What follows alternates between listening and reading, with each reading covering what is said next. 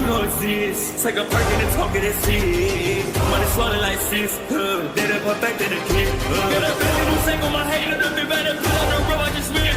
I know we got $1 million. The devil that shit ain't not cheaper again. Hello and welcome back, fellow anime lovers, to MangaMuse. I am delighted to have you join us once again in the world of fanfiction and fantasy. This is the 6th part of What If Naruto Enters Avengers, Earth's Mightiest Heroes. Special note, this fanfic is written and a masterpiece of KFB Anime 87 on fanfiction.net. Do check and support the author too. Now smash the like, share and subscribe button for more. Also press the bell icon so that you never miss such great parts. Thanks for the introduction. Now let's dive into the world. With Kushina. I'll finish you. You will die for every sin you've committed against my family. Kushina roared at Danzo after seeing her son get skewered by the tyrant. My MSTR will never fall to any of you and neither shall I. The witch may be healing him but I will melt him down after I'm done with your and your precious husband and daughter. Danzo growled. How about me? Nagato asked from behind Danzo along with a growling Akane and a furious Minato. Before Danzo could respond, Nagato slammed his fist into his side while Akane slammed her ice and hockey-covered mace into his face. I will not be defeated by your family. Danzo roared defiantly as he stood his ground and started to summon more magma before he was suddenly pulled away from them both towards Sasuke. Dark Vortex. Sasuke yelled, slamming Danzo down as darkness started to swallow Danzo up. Black hole. Fade into the darkness where you belong, you old fossil. As the darkness takes you, remember you are nothing. Sasuke yelled out. I will not be bested like this. I will not fall this day, you impertinent child. I will be Danzo was saying before he was swallowed up by the darkness. Good. He's dead, we'll celebrate later, but right now we need to help Naruto. Minato yelled before everyone from the village suddenly paused. As they felt something with their observation haki. Doom dut da doom dut da doom dut da. What is that? It sounds like a drum. Sasuke asked confused. Kushina, Minato, Nagato, and Akane's eyes widened in realization at hearing this. Impossible. Kushina said with wide eyes. There is no way. How? Akane yelled before a blast of Conqueror's haki shot up into the sky, clearing clouds and letting the sun shine down. Gahahahahahaha. Naruto's laughter sounded from where the haki shot up, making the Uzumakis run over. What's going on with my brother? Akane asked Amora as their family ran over to see Naruto standing up. The tattered remains of his clothes turned white as smoke surrounded him like a scarf. His spiky blonde hair now wisps of shite like smoke. I feel great. Like I can do whatever I want. This is my peak. Ahahaha. Naruto laughed as he bounced around on the ground, the earth itself bouncing like RBB. This feels familiar. Like a Zoan transformation almost, Nagato said with narrowed eyes. Zoan? My brother is Paramecia. Akane yelled as they watched Naruto roll on the ground laughing madly. What happened? Kushina asked Amora, Janet, and Susan. As I was healing him, his heartbeat was sounding irregular. Almost like a drum. Amora explained. Kushina's eyes widened at this as she watched Naruto jump off laughing after the Avengers to help them fight Doom. No, it can't be, it really is true, Kushina said as she started to laugh. Joy Boy has finally returned, Minato said with his own smile as Naruto leapt into the air. Leaping in front of the sun as it shined down upon him. Making him a silhouette as Akane looked up at her brother in awe. With the Avengers. Doom in his dragon form ducked underneath a hammer strike from Thor as he sent his tail into the God of Thunder. Slamming Thor down to the dirt below. Seeing this, Ant-Man grew to his giant form and grabbed Doom in a choke hold from behind. Hoping to lock the dragonified tyrant in place for Tony to blast with his repulsors to superheat the metal dragon.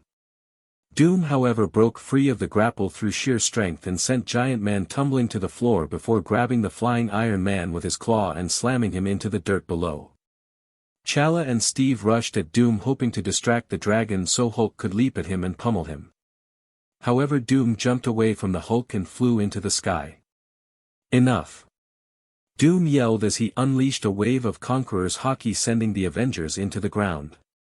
"You insignificant pests have angered me," Doom roared in a furious rage.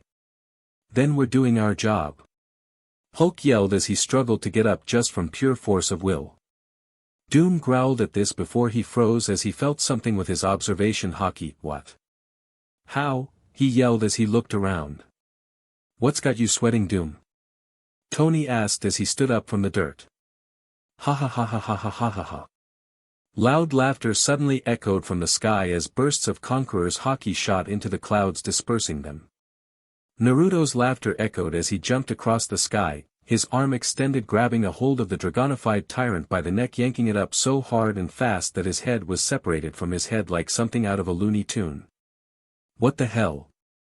Tony and Hank yelled, their eyes bulging out of their skulls seeing this.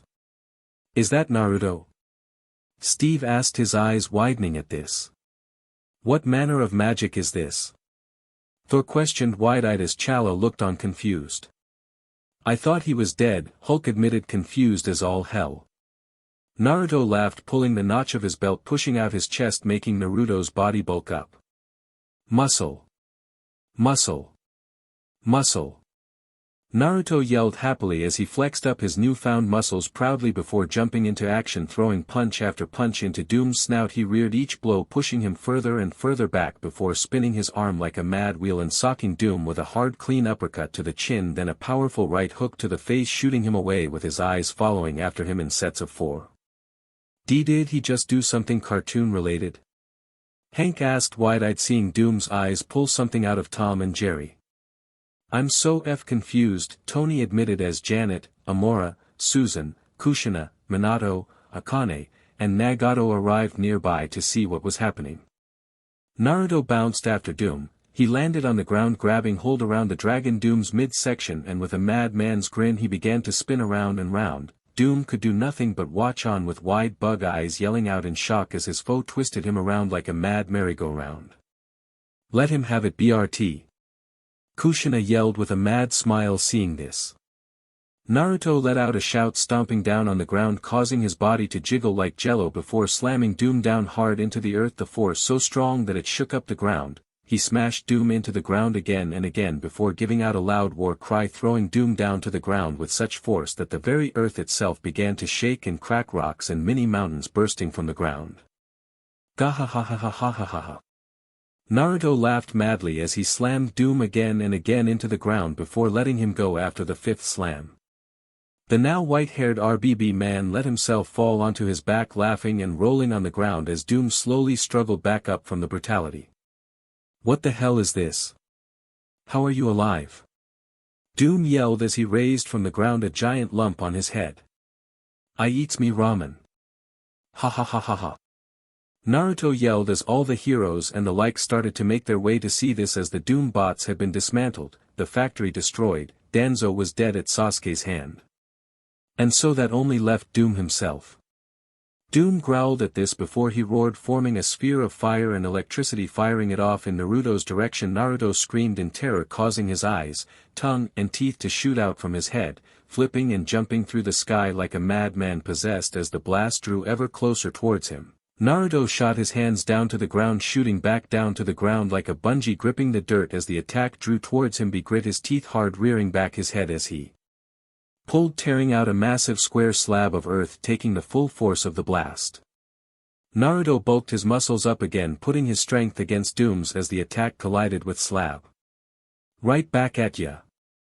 Naruto yelled as he pulled on the slab of earth. Doom's eyes bulged as he watches the impossible as his blast bounced off the slab, shooting right back at him. Naruto covered his eyes, waiting as he watched the blast make impact, rocketing Doom throughout the sky, erupting in a massive explosion that shook up as the shockwave shook up the earth. "What the hell?" Logan yelled, absolutely confused at what just happened. "Since when can RBB do that?" Cyclops questioned, genuinely confused. All hail Toon Force. Deadpool yelled as he started to bow towards Naruto. Doom emerged from the smoke looking on as Naruto covered his eyes holding his stomach as he continued laughing on with mad joy, uttering two simple words. What is this? You were dead before. How? How do you have this kind of power? Doom yelled in a rage. Gr. Deadpool chanted like a cheerleader. Even holding pom-poms. Gear 5. Naruto shouted as he laughed madly and clapped his feet together. Gear 5? Thor asked. I thought he only had 4. Him having a brush with death apparently made his power wake up. Janet explained as she hovered near then in her small form. But shouldn't his wounds impede him even with the boost of power? Hank questioned. I healed him of his wounds. Amora informed him, making the Avengers turn to her with weapons ready. Oh, lower your weapons. If I wanted to harm you I would have done so already, Amora said, her eyes firmly focused on the fight before them. I won't lose to a laughing fool. Doom roared as he flew at Naruto, who was bouncing on the ground. Ah. Naruto asked with a smile before he screamed in a panic, his eyes bugging out before Doom ate him, swallowing the RBB man into his gullet in an instant. Your last hope is no more. I am your rule, Gak. Doom yelled as a fist-like shape suddenly stretched from his stomach. Oi. Let me out. It's dark in here. Naruto's voice yelled out before the sounds of blows was heard, making Doom start to JRK around. Gah. Stop doing that, you idiot. No, wait, not there. Burk. Doom yelled, writhing in internal pain. Let me out. Gum gum balloon. Naruto yelled as suddenly Doom inflated really big, making him look really fat, causing him to start to roll around on the ground. Gahahahahaha. Ben and Johnny laughed at seeing this, as this was hilarious to see their archenemy be made a fool of in such a way. Stop laughing at me. I am Doom. I am your god. Your one chance at world peace. Doom yelled as more and more of the heroes started to laugh. Let me out. Naruto yelled as his hands suddenly shot out of Doom's eyes themselves and grabbed Doom's snout before wrenching his mouth open as Naruto shot out outside of his mouth and into the clouds above them. Why won't you stay dead? Why can't you just die? Doom yelled in a rage. Naruto said nothing to this as the clouds he was in started to burst as Naruto grew massive to match Doom's size. Gum gum giant. Naruto yelled with a grin as he grabbed Doom by his neck in a stranglehold. Let me go, you fool. I am your better. I am your superior. You will unhand me, you barbarian. Doom roared out in a rage. Naruto ignored this as he grabbed Doom's tail and neck and... Is he doing what I think he's doing? Susan asked as her lips twitched. He's using metal face as AF jump rope. Ha ha ha ha ha. Jennifer laughed at the sight of Naruto using the dragon as jump rope. New wallpaper. Johnny yelled as he took a picture of this with his phone. As soon as the picture was snapped, he heard the sound of helicopter blades from above as he looked to see the helicarrier arrive. Huh? Who called shield? He asked, genuinely confused. With Fury. On the bridge of the repaired helicarrier, Fury and Hill were watching a live feed of the fight between Naruto and Doom, if you could call it a fight now, with Naruto using him as a jump rope. Hill, you're seeing what I'm seeing, right? Fury asked, looking nonplussed at the screen. You mean an all-white-haired and white-outfitted joyboy the size of a kaiju using a giant metal dragon as a jump rope, sir? Hill asked, also looking at the screen nonplussed. I'm gonna need so much aspirin for the headache I feel coming along, Fury grumbled as the two watched the fight. Back at the fight. Let me go. Doom yelled in a rage, finally having enough of this humiliation as he bit Naruto on the side. Ow. F you metal gecko. Naruto yelled as he slugged Doom in the head, making him let go. Doom's response was to fire another blast from his mouth at Naruto, this one hitting him and sending him flying and causing him to shrink down and fly around like a deflating balloon before he slammed on the ground near the Avengers. "Kid! You okay?" Tony asked as they all ran to his side. "Tired," Naruto groaned as he suddenly turned back to normal and started to look really old. Not only did he have wrinkles, but his wrinkles had wrinkles.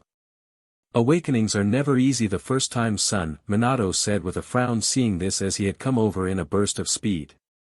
As he went to check on his son, Doom had come back to his feet in his hybrid dragon-human form. "Tell me something, boy. Why do you keep fighting me? You know I only wish to bring change and peace. Why do you insist on going against my will?" Doom yelled. "Why? It's obvious this is my home and you're some JRK trying to rule it like some tyrant.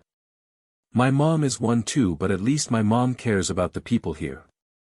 Naruto yelled as he recovered a bit and glared at Doom. "Oi! Watch it, BRT. You may be the real deal, but don't think I won't kick your ass after he's gone." Kushina yelled at her son. "Not the time, dear," Minato deadpanned at his wife. "I'm not done with you yet," Naruto growled as he stood up. "We're with you this time, son," Steve said as he nodded at the rest of the Avengers. "You wish to continue? Even knowing you'll only die?" Doom asked. "Who said I'm afraid to die?" Naruto asked as his hair started to turn white again. "He's actually going back into that so soon?" Akane asked, her eyes widening at this, as when she had awakened her power it had taken her months to find the rhythm to be able to do it at will, and her brother had just learned to do it in an instant. "Do not worry, sister-in-law. I will not let him fight alone." Amora growled as her hands surged with green flames. Naruto closed his eyes, listening to the loud beating of his heartbeat, sending a shiver through his body that caused the world around him to shift through multiple colors like ones from a rainbow. A rainbow-colored lighting surged from his chest. The young hero reared his hands back before slamming them together so hard that they created a powerful shock wave that shook up the ground so hard it bounced. "This is the rhythm I wanted." Naruto laughed as his heartbeat started going nuts again. Doom charged forward, roaring in fury. Naruto smiled and laughed and got into a run-off position, kicking up his feet at top speed, looking like a pair of wheels as he took off at breakneck speed. Zipping forward, passing by Doom.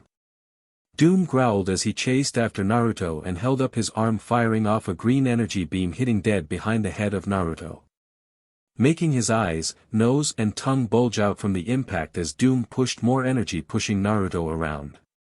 Naruto forced his body to stretch out, catching the beam in his head and shooting him off into the sky like a flying kite. Naruto fell to the ground screaming in pain as he began to run around like a man possessed. He looked up, his eyes bulging as Doom chased after him, zipping through, getting as much distance as he could. Looking up, Doom jumped into the, unleashing a massive blast. "You are getting annoying, you RBB freak dash," Doom was yelling before he was attacked from behind by Hulk, She-Hulk, Carol, and Rouge. "You have overstayed your welcome." Wanda yelled as she and Amora started to blast at Doom with magical bolts as he was restrained by the four powerhouses, only for Doom to blast them away with his Conqueror's Haki. Storm and Thor used the moment to bring down lightning onto Doom, who screamed in pain as the lightning hit his metal armor, conducting it and sending it throughout his body, paralyzing him briefly. "I will kill you all," Doom growled before he was blasted by a beam from Cyclops, followed by Minato appearing in the air and holding a finger out, sending his own yellow blast from his finger into the paralyzed Doom. "Get out of our village!" Akane, Kushina, and Nagato yelled as they rushed in, Acne in her hybrid form with her mace, Kushina as a full nine-tailed fox, and Nagato with his quake-covered fist as they laid the simultaneous strikes into the armor-covered Doom, denting his armor. Naruto smiled as he scrunched himself against a nearby boulder, launching in 3, 2, 1, he yelled before he let himself launch at Doom, him spinning his arms like a helicopter before he reared his armament and Conqueror's Haki-coated fist back as he got close to Doom. "You cannot best Doom. I will not be defeated like T-dash." Doom shouted, trying to move, but the paralysis from the lightning still preventing him from dodging. "Yeah. Naruto yelled as he slugged Doom in the face hard, which actually entered into his face and caused his fist to reach the back of Doom's head. Boing! Doom's armor shattered as he was sent flying across the village, and soon he slammed into the mountain behind him, causing it to crack in half as he was now stuck to the mountainside. No! My face! My scarred face! Doom yelled, seeing his mask crack and clatter to the ground before him as he fell out of the mountainside. As he landed on the ground, he started to spark violently and shake. No! You are mine to control. I will not lose this power. This village and you are mine to use. I am a god. Doom growled as he covered his face with his hands as if he was trying to control himself. Before he was grabbed by Hulk by his leg, who proceeded to slam him into the ground, making several craters before he slammed him HRD on the ground. Gah! Doom shouted as green energy started to expel from his body, causing him to turn back to his human form and fall into the crater. Puny god, Hulk scoffed as the energy seeping from Doom reformed before them into FANFICTION. Finally. How dare you try to use me as a tool for your own endeavors, you, what the hell is that? FUNN was roaring before he spotted Naruto, who was bouncing on the ground still in Gear 5. So you were the one he was using to be so strong, eh? Naruto asked as he tilted his head curiously at the dragon. No. Nika. Not again. Keep your village, just keep that loon away from me. FUNN yelled as he flew off in a panic. What's a Nika? Is it something tasty? Naruto asked, confused as he still remained in Gear 5. Didn't those mutants in the savage land we met call you that as well? Mystique asked, having heard the name before. No. This isn't over. This village. The power. Susan Storm. They will all be mine. Doom yelled as he struggled to his feet and pulled himself out of the crater. Geez, you're a stubborn one, it's almost worth respecting. Kushina said as she looked at Doom. You killed my husband Victor. I will never be yours. Now live on with your defeat, Susan told him with a glare. I am Doom. The MSTR of science and magic. You all will kneel before me. You worthless, pathetic dash, Doom was ranting before. Squelch. Two blades protruded through his chest from behind. Whoa. Akane said, surprised at seeing this. And not like T-dash, Doom was saying before he was suddenly booted off said blades by Laura. Stay down, you pathetic BSTRD. Laura yelled as she proceeded to stab Doom in the back, repeatedly sending BLD flying all over her and the ground. Holy SHT Laura. Naruto yelled wide-eyed, which in Gear 5 made his eyes twice the size of his head. What? He's a tyrannical ruler. Besides, knowing his knowledge of magic, death is very much an inconvenience at best for him. And regardless, I'm sick of no one knowing to double tap with these villains, Laura said simply as she sheathed her blades. That's my girl, Logan said with a chuckle at this in approval. I approve of that one. Kushina yelled with a smile at this show of brutality from the girl. Is there any BLD thirsty woman you wouldn't approve of? Janet muttered with a raised eyebrow. Ugh, I'm beat. We have any food? Naruto groaned as he fell to the ground and out of Gear 5. I'm sure mother will give you a feast after I tell her about your other concubines, Akane said. Oi. How about you thank me first before you make me miserable? Naruto yelled at his sister. Thank you, brother, Akane said after a moment of silence. Naruto questioned wide-eyed. Thank you for proving that old story as true, Akane said with a genuine smile at her brother. You still have to go to school, Naruto said after a few moments of thought. DMN. Mom, I need to tell you about brother's concubines.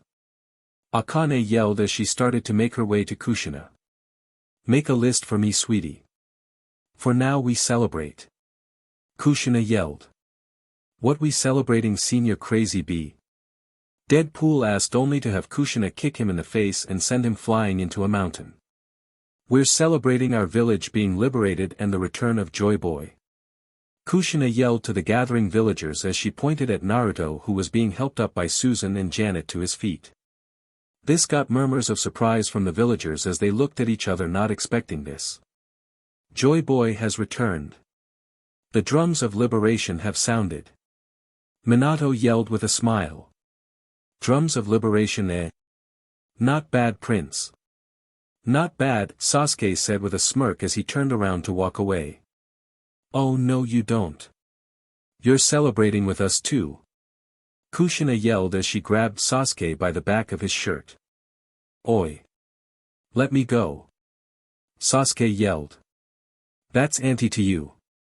Kushina ordered as she dragged Sasuke back. I haven't called you that since I was a kid. Sasuke exclaimed. Yeah, and I miss that, you stubborn moron. Too much of your daddy in you. Kushina yelled at Sasuke as the helicarrier landed with several SHIELD agents coming down the ramp as Nick Fury and Maria Hill approached. SHIELD. Why are you even here? This isn't your territory since it's Japan, Tony said, confused. We got word that you could use some backup, but it would seem that you had this under control. We will need to talk about those cyborgs that are giving us the evil eye, by the way, Fury said as he pointed at a pacifista modeled after Mito Uzumaki. Don't mind them. They respond to the village leadership mainly, Minato said as he looked warily at Fury. Yeah, and they aren't cyborgs. Full robots, one eye, Kushina said with a grin at the fact that the pacifista had been so lifelike that Fury had got it wrong. Who called SHIELD anyways? Akane questioned, confused. An ally of yours. That's all you need to know, Fury said with a glare at the girl, telling her to drop it. Naruto raised an eyebrow at this before he took note of a figure on a rooftop nearby with red hair and a black jumpsuit before she turned around and walked away. He knew it, he thought as he lightly smirked at the retreating Black Widow. Who called us isn't important. What is important is the fact that an island off the coast of Japan has suddenly appeared. I believe your village is involved. Hill asked as she gave Kushina a firm look. And what if it did? We gonna have a problem? Kushina asked with a glare. Sweetie, stop. We just got through one war. We don't need another. Yes, that's our research island, Egghead agent, Minato said simply. I see. Then you wouldn't mind us investigating it? Fury asked. Go right ahead, you're not getting any tech from us that I don't approve of though, One Eye. Don't try me. You won't like what happens, Kushina said as she crossed her arms. I see. And you wouldn't us taking in the two criminals you have with you, correct? Fury asked, looking at Sasuke and Amora. Technically they have asylum while in my village. Especially since they helped us. You have no jurisdiction here, Kushina said. Since when? Hill asked with a glare at this. Since 5 seconds ago. Too slow. Kushina said before she laughed. I thought SHIELD was smarter than this. You can't just invade foreign nations and demand something of the people, Kushina said with a smirk. We're not invaders. We were informed that Doom had taken over and had control of your technology, but seeing as that's no longer a problem, we will take our leave. We will be in touch, Miss Uzumaki, Fury said as he turned back towards the helicarrier. Oh, and Joy Boy, you did good, kid. Don't mess up in the future and you may be SHIELD material. No thanks. You guys are way too serious for my liking. But I'll at least back you up if the cause is good enough, Naruto said with a grin as Fury boarded the helicarrier and it took off back towards Egghead. You sure it's a good idea to let them into Egghead, Mom? Akane asked. No. I don't trust them. But since we will open our borders, we have to play nice. If they take anything they shouldn't, Sarutobi will have them killed. Simple as that, Kushina said seriously. Doesn't the old man have a kill SWCH on all his tech for this exact situation? Naruto asked, raising an eyebrow at this. Let me have this, you BRT. I ask for grandchildren and don't get them from you yet. The least you can do is let me enjoy the potential bloodshed of my enemies. Kushina yelled. Oi. I just started dating Janet, for F's sake get off my back. Naruto yelled. Say what? I thought you were with Amora. Which one of them is Janet? Is it the green-skinned one? 'Cause I really like her. Kushina demanded. I'm Janet, Janet said with a sheepish wave and nervous smile. The plain Jane one? Really? Kushina asked with a deadpan tone. Oh. Who are you calling plain, you red-haired battle axe? Janet yelled as she flew into Kushina's face, leaving Naruto's side to Susan as she dealt with her boyfriend's mother. Oh, I like you, Kushina said after blinking in surprise before smiling at Janet. Thanks. I should probably help Naruto out seeing as he's injured still, Janet said as she turned to help Naruto only to see Amora holding him up helping Susan. Come beloved. We can find you a nice cozy bed with some sound-proofed walls, Amora said with a grin on her lips. I need an adult. Naruto said nervously. You are an adult, Susan said with a chuckle at this as it was funny. Barely, Hank muttered under his breath, still annoyed with Naruto's childishness. Okay you lot, let's get some food, music, and culture in you. Today is a new dawn for Yamatora village. Kushina announced for all to hear as the heroes smiled at this. They fought a war and were getting a big party. Hey, it doesn't get better than that. 2 hours later. The party for the village was in full swing. Logan was having a drinking contest with Tsunade. The two downing sake like it was water as villagers cheered for a winner. Akane was over at the buffet with Laura. The two having their fill of various meats and steaks. Shizun was dancing with Steve Rogers along with several other couples. Including Minato and Kushina themselves, who were smirking at the two. Gaara was off to the side having Kakashi and Jiraiya try to get him to read Jiraiya's RTC novels until Gaara turned into sand just to get the hell away from them. Hulk was trying to challenge Nagato to a fight to see who the strongest was, only getting more and more annoyed when the frail man kept refusing his challenge. At least until Thor and She-Hulk dragged him away from Nagato so the man could rest. Ten was looking over Elektra's sais gushing over their craftsmanship much to Elektra's confusion. So been a while since we saw one of these kinds of parties, Prince? Sasuke asked with a smirk as he and Naruto were sitting at a table watching the festivities. Yeah. So why'd you decide to help out anyways? Naruto asked as he grabbed a fresh bowl of ramen. Well, I figured since you broke that seal on me and I can think clearly, I should do something that's actually under my own control for once. Not the will of another, Sasuke admitted. Any idea who put that on you? Naruto asked. Just a name. Orochimaru. But I think my dad may have been involved as well. I honestly don't know. The memory is hazy. Sasuke admitted as he grabbed a rice ball and started to eat it.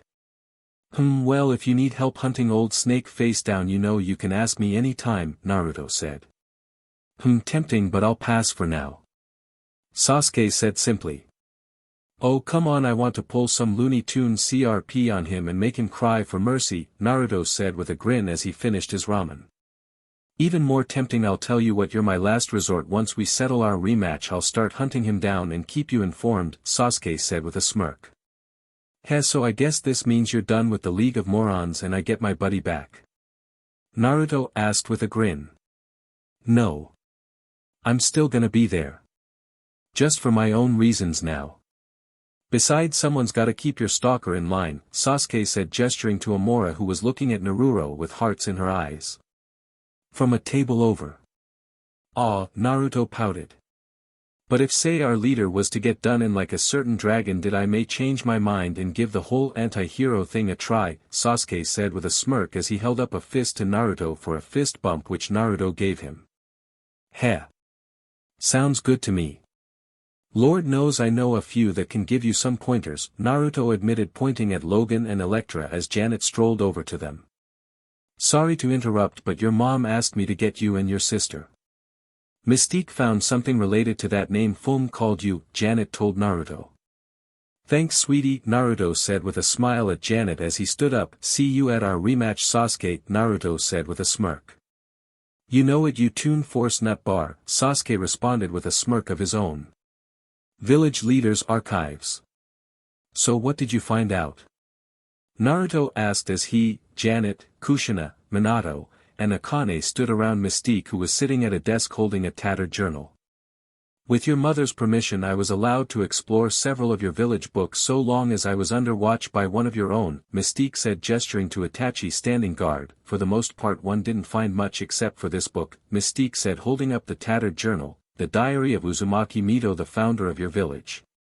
It tells of the early days of your village and its life under that dragon's rule. However, one thing I noticed was a blacked out name on several different pages. Completely blacked out except for the first letter. An N. Mystique explained as she opened a page. That's not much proof that it's Nika, Akane said as she crossed her arms. Correct, so I dug further. The diary itself was under a cipher and it took a while to crack it, but I managed to decrypt a passage. One I think you're all familiar with. For one day the drums of liberation shall sound again, and on that day our village will be truly free to mingle with the outside world.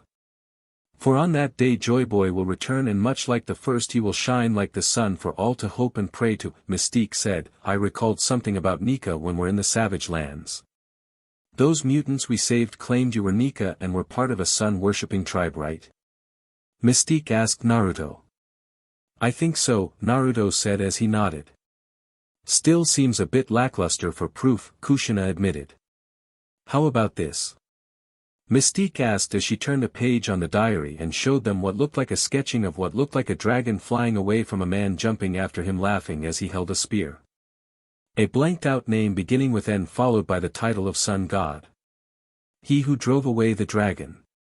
And he who spread joy and laughter to all and freed many from tyranny. Sound familiar? Mystique asked. Well, I'm convinced, Janet said with a smile at this. Sun God. Wait, so he's not a paramecia? He's actually a Zoan? Akane asked wide-eyed. Yes. I knew that him being the paramecia spawn of a Logia and Zoan. BRT, you finally made me proud. Kushina shouted with a grin. Gee, thanks Mom, Naruto said with an eye roll. I know it doesn't seem like a lot of a connection, but it's a start. If you wouldn't mind, I would like to copy some of this down so I can investigate the tribe in the Savage Lands and get a full story, Mystique said. That's fine. There any more information on Joy Boy in there? Kushina said as she nodded. Not much, I'm afraid, just that his body was described as RBB-like and he fought how he fancied. But it was ciphered quite well and took me an hour to decrypt. Mystique admitted. Fought as he fancied. That's definitely how I feel when I go into Gear 5. Like I can do anything I want. Naruto said with a smile. A good indicator. Though I must admit I'm surprised your inventor never tried to crack the cipher on this himself, Mystique admitted. Sarutobi was always busy with his inventions and we never really thought this contained too much other than the village history which we knew from Mito's husband's journals as well as Madara's. Minato admitted. We should see if he can take a look at any other old texts and see if there's anything we missed, Kushina said seriously. There is one other thing I wish to ask while you're all here. There is another passage I deciphered. What is this stone of souls that is mentioned in here? Mystique asked as she opened a page in Mito's journal. This meeting is over. Kushina yelled as she quickly stood up and slammed her hands on the table. A simple knot for my knowledge. Would have sufficed, Miss Uzumaki. Very well, Mystique said as she stood up and left the journal. Stone of Souls. Janet asked Naruto. Don't ask me, this is new to me, Naruto said as he shook his head. Same here, Akane said as she frowned. You all shouldn't worry about it. Go back to the party with Miss Darkholme, Minato said as he ushered them out of the room. Naruto grumbled at this as he left the room before Amora appeared in front of him. Gah. You need a bell, woman, he yelled in surprise. My love, a friend of yours needs your help, Amora said as she made a viewing window. Naruto looked at the viewing window before his eyes widened and he glared before his hair turned white. New York. Meanwhile, back in New York, the entire city was covered in what looked like a green gas. As the city was tearing itself apart with riots from escaped prisoners and civilians trying to get to safety while Sable International soldiers tried to keep the peace. Peter, who was in his Spider-Man suit, was swinging through the city. Really wish Naruto was here. I could use the backup. Hell, I'd take Elektra or his sister at this point, Peter groaned as he attacked some prisoners who were attacking some Sable soldiers and webbed them up for the soldiers to round up before he tried to web swing away. I gotta figure out what's going on. Peter suddenly yelled as he was blasted by electricity and sent flying onto a rooftop. He groaned as he stood up only to see Electro appear in front of him sparking with lightning. Max? What did I do to you? Aside from jailing you, I mean, Peter asked with a grunt as he stood up only to feel something wrap around his throat and slam him onto the ground. I believe I told him to do that, a man said as Peter was lifted up by what looked like mechanical tentacles. This was Otto Octavius. Dr. Octavius, you don't need to do this, Peter questioned. Then how will you ever learn? Octavius asked with a glare as Scorpion, Lee, Vulture, Rhino, and Electro surrounded the bound Spider-Man. Before a poof of green smoke went off above them and slam! Naruto in Gear 5 slammed in the middle of all the villains. Oi! Who said you lot could gang up on my buddy? Naruto yelled as he smiled before he clapped his hands over his head as he spun his arm ready to fight. Construction ground. Ha ha ha ha. Naruto laughed crazily as his arm spun before the 6 supervillains. You doing okay, buddy?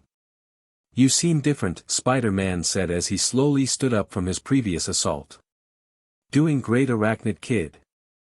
I've never felt freer. Naruto said as he clapped his hands above his head ready to fight. Martin Lee froze seeing this as his mind immediately went back to when he fought Nika in Naruto's mind. Otto, we need to leave now, he said as he looked at Dr. Octavius concerned. Why should we? We are superior after all. We are unstoppable. Otto yelled confidently before his eyes suddenly widened behind his goggles as Naruto was suddenly behind Scorpion holding his tail. What the F is this? Scorpion yelled before Naruto had started to swing him around by his tail and was spinning him rapidly like a toy. No poison allowed, cheap as. Naruto yelled before he let go of Scorpion and sent him flying across the city. To the point the green-clad villain skipped across asphalt and concrete like a stone on the water. Ahahahaha. Look how he bounces. Naruto laughed as he bounced on the ground, which Otto noticed was acting like a RBB substance. What the hell is going on, Octavius? Electro demanded. This is something I was unaware of. I thought this so-called Avenger just had a RBB-like body. Otto said. Ha ha ha ha. Oh, I'm more than that, tentacle man. Want to see what I can do? Naruto asked with a bright smile. Otto, we should run now, Lee said seriously. I ain't running from this stupid punk. Electro yelled as he started charging up electricity. No, wait, Max. Lightning won't dash, Otto was saying before Electro in his haste sent a giant blast of electricity at Naruto. Whoop. Missed me. But don't worry, I'll send it back. Naruto yelled as he dodged to the side and grabbed the lightning with his bare hands. The villains all yelled at seeing this. Otto could understand the lightning not doing anything to him and just dispersing as RBB couldn't conduct electricity. However, now he was seeing this young hero grab lightning barehanded. From the skies I strike at thee. Naruto yelled with a laugh as he jumped high into the air before he threw the lightning at the villains. Hit the deck. Rhino yelled as he grabbed Lee and ran away from the oncoming lightning as fast as he could. Only to watch as the lightning slammed down onto Vulture, who couldn't fly away fast enough, shocking the old man to a blackened char. Someone call Colonel Sanders. We got a fried bird in need of 11 herbs and spices. Naruto laughed insanely. You think you're funny, you RBB freak? Electro yelled as he started to summon a lightning storm. I'll fry that grin off your face, you little bstrd. Electro roared as more and more lightning shot down from the sky above him. As the lightning started to strike all around them, Naruto looked around and smiled as an idea hit him. A great one.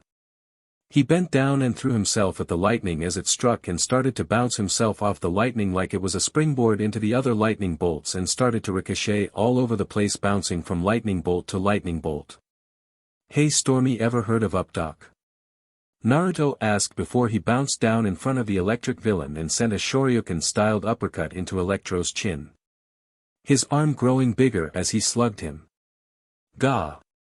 Electro yelled as he was sent flying and crashed into a crane nearby, his suit sparking as it broke from the force of Naruto's attacks. "What the hell is this?"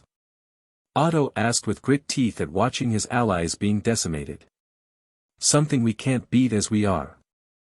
We need to retreat. Let Devil's Breath take care of him." "It won't take long," Lee said as Otto took a breath and sighed. "Very well. Let us depart for now. We will meet again," Otto said as he and the rest of the Sinister Six fled, leaving Electro and Vulture behind. "Done already? I was just having fun," Naruto groaned as he got out of his Gear 5 form and looked like he aged 60 years. His face and body all wrinkled up. "What the heck was that?" Spider-Man asked as he approached Naruto. "New power-up. Got it back home. Turns out I'm a god," Naruto said as if it was no big deal. "Come again?" Spider-Man asked, baffled at what his friend had been saying. "Long story. We'll explain later. Catch me up on what's going on, preferably over pizza. This form makes me hungry," Naruto said as his stomach rumbled. "Yeah, sure. Let me call someone else to help me explain," Spider-Man said as he pulled out his phone. Mary Jane's apartment. A bit later, Naruto and Peter were sitting on Mary Jane's couch while Mary Jane was bringing in fresh pizzas, seeing as Naruto had eaten the first 4 on his own. "So let me get this straight. You imprisoned Lee, then Otto went all psycho, broke him and a bunch of your rogues gallery out, then released some chemical weapon created by Oscorp called Devil's Breath on New York?" Naruto asked as he finished his fur pizza. "That's pretty much it," Peter said as he sighed as he took a slice of pizza. "I was gone not even a day." "The hell, man?" Naruto asked, baffled. "Now that you're caught up, you want to explain why people are calling you the Bugs Bunny of the Avengers?" Mary Jane asked as she turned her laptop around, showing them a news story, which included footage of his fight with Electro and Vulture. "Genuine question, or are you asking as a reporter?" Naruto asked with a raised eyebrow. "She's a legitimate reporter, dude," Peter said with a flat tone. Okay, would you believe that I found out my power isn't RBB, it's actually based on the sun god Nika?" Naruto asked curiously. "The who?" Peter and MJ asked with a head tilt before the redhead started typing on her laptop. "No, they make music. Look, to summarize, pretty much he was from my village, freed it from a dragon's control, then left, and I'm not sure what he did after that other than something in the Savage Lands involving a sun-worshipping tribe," Naruto said. "Here we go. Nika apparently in some folklore was a warrior of liberation and his body had the properties of RBB and could fight however he wanted," MJ said as she raised her eyebrow inquisitively. "How do you have this info and yet my village doesn't know this?" Naruto asked curiously. "The article was released 5 minutes ago by your mom and dad via an interview with Tony Stark," MJ said as she turned the laptop towards Naruto, showing a picture of Minato holding his mother back from strangling Tony. "Anyway, now that I'm here, what's the plan to deal with Otto and his temper tantrum?" Naruto asked Peter. "I don't know. I was hoping maybe I could convince him to stop this. Go back to helping people," Peter said with a sigh. "From what you said, the control for his arms is making his mind Swiss cheese, so I don't think he's gonna listen. Not without us getting physical with him. And not in a fun way. Get your head out of the gutter," Naruto said, looking at MJ, seeing her smirk at what he just said. "Maybe your mind's in the gutter, Joy Boy. Ever think of that?" MJ asked with a grin. "You F up your relationship with her and I'm whooping your ass," Naruto said with a grin at Peter. "Noted. Now please tell me your home has doctors that can help with this Devil's Breath stuff," Peter said. "Well, good news and bad news. Good news, we do have doctors that can make this thing go away quickly as long as they can get here, Naruto said after some thought. What's the bad news? MJ asked. That I'm gonna have to beg my mother for help and let her grill my girlfriend in exchange, Naruto groaned. How dangerous is this virus? Naruto asked hopefully. Lethal, and Aunt May's been infected, so please, if they can do anything to help us, we need it, Peter told him seriously. Hold on a minute, Naruto said after a few moments of silence before he took out his phone and hit speed dial. Wow, he looks upset, MJ said as Naruto walked into the other room. Well, he ended up liking working and Feast and working with May, Peter said before they were startled by Naruto shouting. I said send support to New York or I'll kick your ass and put knots in your hair again. Naruto yelled loudly as he came back into the room in his Gear 5 form, only now it was pure red matching his anger. You good dude? Peter asked nervously. Oh, I'm fine, she said. She will do it, but I may end up in the hospital afterwards when she attacks me, but I'll take the beating, Naruto said as he turned to normal and put his phone away. So how long till they arrive? MJ asked before they all saw a doorway in the air open up in front of them. Okay, you little SHT. You may be Joy Boy, but I am not taking SHT from you. Kushina yelled as she came through the doorway holding a chainsaw as she reached for the cord. Enough, Mom. I get it. You're scary and have an image to keep. But please just help out these innocent people. Naruto yelled at his mother while Peter and MJ hid behind the sofa. Okay, I'll send the old man and his robot army and Tsunade to help us. Geez, way to ruin my fun BRT. I don't get to break out the chainsaw as much anymore to scare people, Kushina said with a pout. If you want to scare people, we have escaped prisoners that have taken over an apartment building a few blocks from here, Peter said as he was going to take them down after he finished his food. Congrats Spidey, you're my favorite of my BRTS hero friends. Kushina yelled with a savage grin as she hefted the chainsaw and walked out of the apartment. Should we be concerned? MJ asked worriedly. For her victims. Maybe a little, Naruto said with a shrug as another air door opened with Tsunade and Shisui walking through. Alright, we're here. Where the hell is the nearest liquor store? Tsunade asked the group as she and Shisui walked into the apartment without any warning whatsoever. Is everyone from your village just gonna waltz in through my apartment? MJ asked Naruto with a raised eyebrow. I don't know honestly, Naruto admitted. Not just me, Shisui, and your mom. Everyone else is at Egghead getting on a ship. They'll be here in say 2 hours, Tsunade said simply. Now liquor store. Where is it? Tsunade asked turning to Peter and MJ. There's one down the street, but it's in a bad neighborhood since the takedown of Wilson Fisk, MJ said. Bad neighborhood and booze? Now that sounds like fun. Let's go, Shisui. We got sake to buy, Tsunade said as she walked out the door. I can see it now. Breaking news, drunk old hag scares gang members, Naruto said dramatically. Before he ducked avoiding a thrown empty bottle of sake which broke against the wall. You're lucky I'm not putting you in one of my rooms for that comment, you mouthy little BRT. Tsunade yelled as she walked out the door with a scowl. Rooms? Peter asked curiously. Trust me, you will find out. Now let's go hunting for morons. We have a city to save and I'd like this city to still be intact for a date with Janet, Naruto said as he stood up and cracked his neck. You still owe me $20 for them going official tiger, MJ said with a grin as Naruto and Peter left. I really thought Elektra had it after the Fisk raid, Peter sighed as he took out his wallet and opened it. Are 2 tens fine? He asked MJ. Can one person not bet on my love life? Naruto asked with a sigh. Not if it makes me richer. He and I have bets on which woman is next for your HRM, MJ said taking the $20 from Peter as Naruto looked at Peter flatly. Think you can do me a solid and go for She-Hulk next? Peter asked sheepishly. You're on notice, webhead. Now let's go before I spin you like one of your webs, Naruto said with a sigh. Later.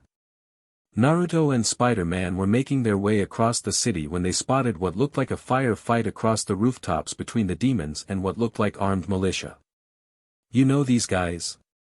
Naruto asked as they made their way towards the rooftops. "Sable International. They're a contracted private army basically to defend New York under Mayor Osborne's orders," Peter explained. "Can't it ever just not be a private army? Like, is that seriously too much to ask?" Naruto groaned out. "Just come help me subdue them," Peter said flatly as the two leapt over to them. "Freeze freak!" A Sable International soldier yelled at Spider-Man before he was suddenly punched by Naruto off a rooftop. "Don't make me hurt ya, jarhead!" Naruto yelled as he grabbed another Sable soldier and threw him off the roof. "That's the Marine Corps, buddy!" Spider-Man yelled as he threw a web bomb at the group of mercs and demons, which exploded, wrapping all of them in webbing. "What the hell?" A Sable soldier in heavy armor yelled, trying to get out of the webbing, only for Naruto to sidle up to him holding up his fists in a boxing stance. "And the heavyweight champion has got his opponent on the ropes," Naruto said with a grin as he sent a barrage of fists into the soldier's stomach and chest before ending with a haymaker to his face, sending him to the ground. "Surprised you didn't go all Looney Tunes on them," Spider-Man said as he perched himself on an antenna. "Nah, I'll save that for the heavy hitters. These guys aren't even worth gear 2-inch," Naruto said with a shrug before the two heard the sound of insane laughter and a chainsaw revving up below.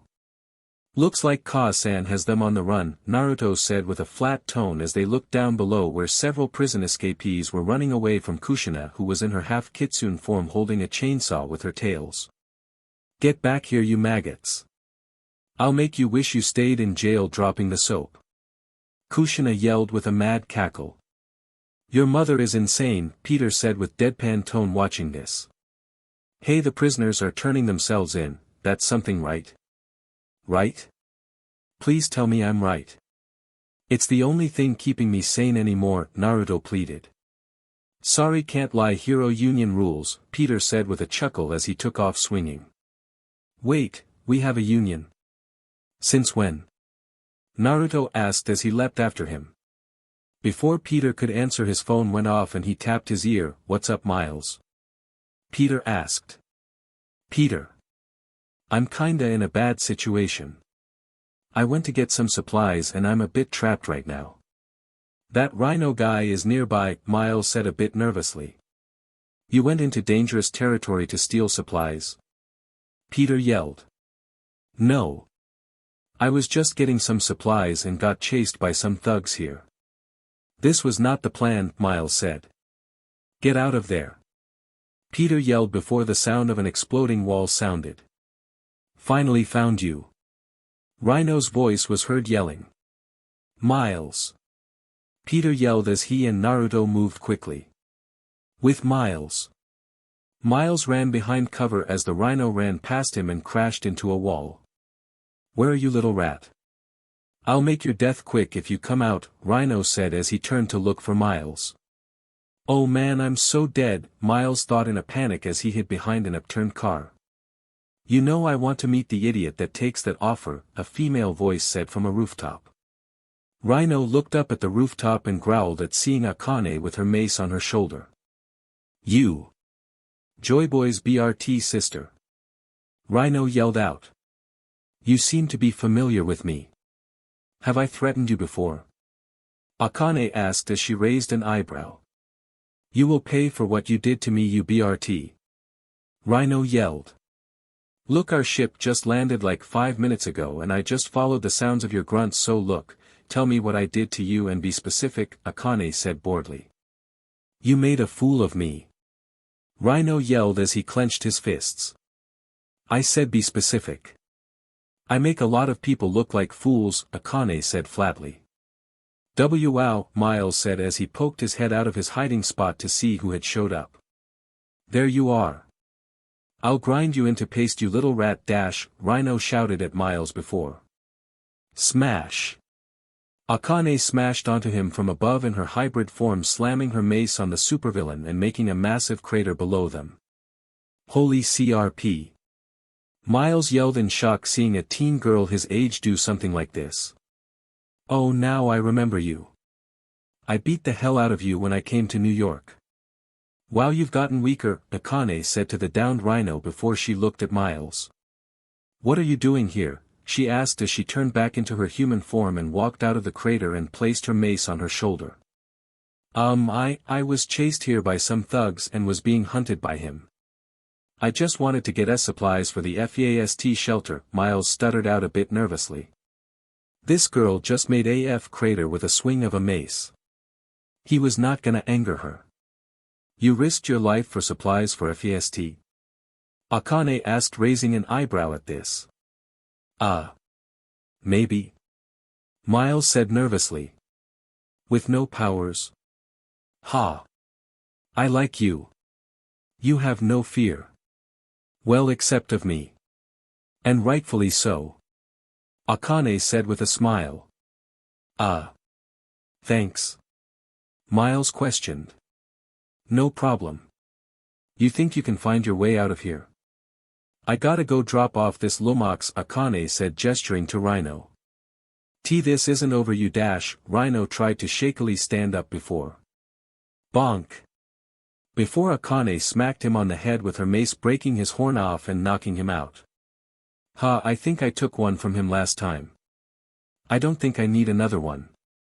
I wonder where I should put it instead, Akane said, holding up the horn before looking at Miles. You want it? She asked. She held out the horn to him. Sure, Miles said as he took the horn. Keep it as a reminder of your bravery. Or stupidity. Or to tell the tale of how you were saved by Okami. Either option is fine, Akane said just as Naruto and Spiderman arrived. Fear not. We have arrived. Oh, your sister beat us here, Spiderman said with a surprised tone. I think she just has radar for the rhino or something. Naruto said. Please, this moron was causing a ruckus and I responded. Simple as that, Akane said with a scoff just as a sable helicopter arrived. Spider-Man, Joy Boy, Okami. You three are under arrest. Surrender or die. The pilot yelled. Oh goody leftovers. Kid, get out here. You're about to be in the splash zone, Akane said with a freak grin as she turned into her hybrid form. Kid. You're my age, Miles said with an annoyed tone of voice. Before she could respond, a cannonball with Minato standing on it suddenly slammed into the helicopter as Minato leapt off and landed in front of them. Haven't done that in years but still got it, Minato said with a grin at his two children. Where'd you get the cannonball and a cannon? Miles asked, confused on what just happened. All the crazy SHT you've seen in New York at this point, and that's what you focus on? Naruto asked the teen flatly. Stay out of this dash, the piloting soldier in the sable chopper was yelling before Minato pointed at the helicopter and fired a small beam at it. The beam of yellow light tearing through the helicopter blades, melting them, and causing the helicopter to fall to the ground with a loud crash. Please tell me you two can't do that, Spider-Man said pleadingly to Naruto and Akane. Nah, we're not Logia types.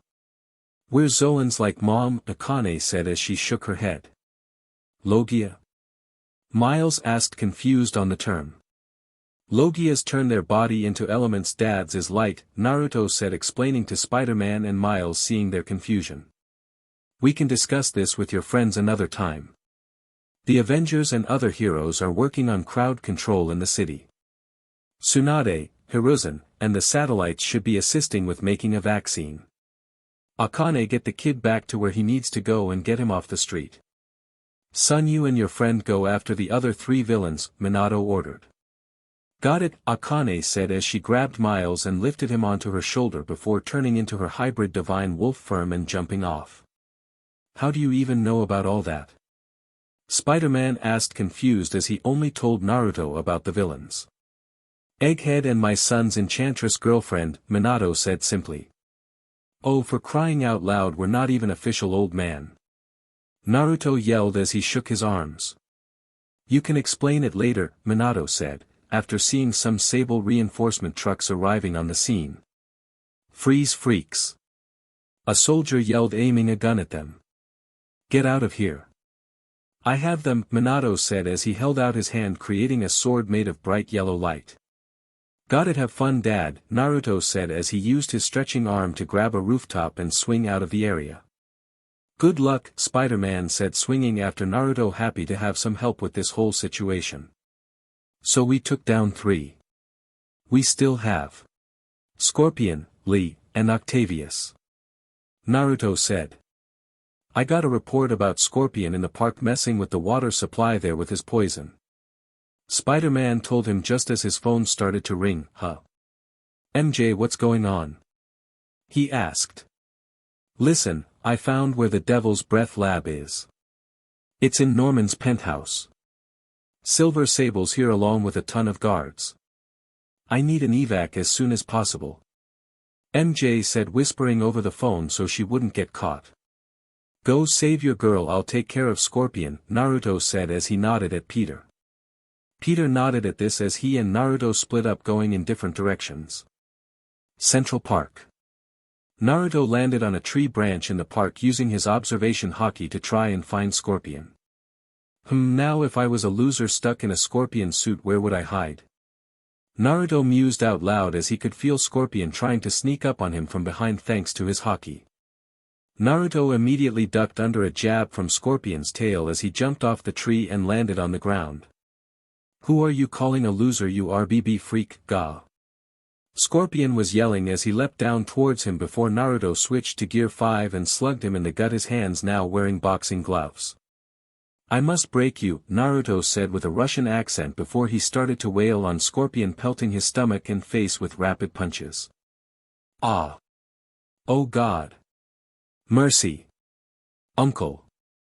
Aunt! Whatever gets you to stop. A now bloodied and battered Scorpion begged after Naruto pummeled him with boxing-gloved fists for 5 minutes straight. Some of his teeth were now broken and or missing, and his nose was now broken. Bah, I need a better punching bag. I bet you know where I can find some, don't you, Scorpy? Naruto asked with a mad grin as he grabbed Scorpion by the face and pulled him close. I don't know where the others are. I swear to God. Scorpion yelled in a panic. Swear to Nika. Naruto yelled at him as he shook him. Oh God, I'm gonna die to a cartoon freak. Scorpion yelled as he started to cry in a panic. Oh my God. You're crying.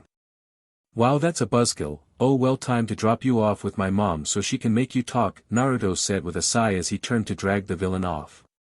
Oh God, wait. Octavius and Lee hate Osborn. They both want to make him suffer. They said something about a lab. That's all I know. Scorpion yelled in a panic as he had heard about Naruto's mom and wanted to avoid her like the plague. Oh, a lab? Okay, Naruto said with a smile. So you'll let me go now? Scorpion asked pleadingly. Oh no. I never said that. Now let's bring you to my mother, Naruto laughed with a savage smile. You monster. Anywhere but there. Scorpion yelled, terrified as Naruto dragged him off. You were gonna poison the city's water supply. Take your lumps like a man, Naruto told him as he dragged him away. No, please. Have mercy. Mercy. Scorpion yelled in pure fear as he was dragged away. Later. Naruto in his normal form was swinging his way towards the lab. He had gotten the location texted to him from MJ, and as he approached he saw what looked like Peter fighting a group of Lee's demons and sable mercs. The soldiers had some of them wearing and using jetpacks. I don't have time for this. Peter yelled as he leapt into the air to dodge some gunfire. Who started the party without me? Naruto asked as he leapt onto a jetpack wearing merc. Hey, can you fly me to Tahiti on this thing? Naruto asked with a grin. Get off, you RBB freak, the sable soldier yelled as he tried to shake Naruto off. How rude. Naruto yelled in faux shock before he leapt off the man tearing the jetpack from his back. As he landed on the ground he switched to Gear 5, hee. Let's get this party actually started, he yelled as he clapped his hands, causing the ground to shake and turn to RBB, sending several demons and sable soldiers flying into the air from bouncing off the ground. What the dash, a demon was yelling before Naruto made his hand giant and slapped him away into a wall. I must smash these mosquitoes. Naruto yelled crazily. He started slapping each merc and demon into a building with his giant hands. I'm just gonna go save Norman while you put them in therapy, Spider-Man said as he jumped into an open window of the building. Have fun.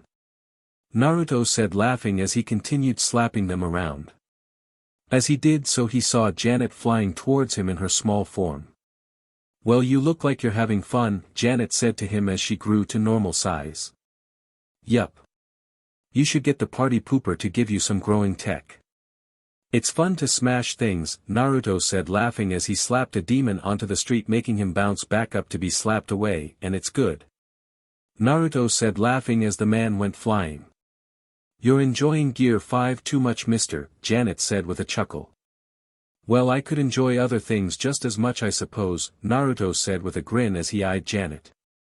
Janet smiled at this before she zapped a sable soldier coming up behind Naruto. Eyes on the job at hand, babe, she told him. Ah, but you're so much better looking than these morons, Naruto said with a pout. Just F already. Wade yelled, running past them holding a slingshot with a RBB band aimed up as he ran. Eat a PP, Wade.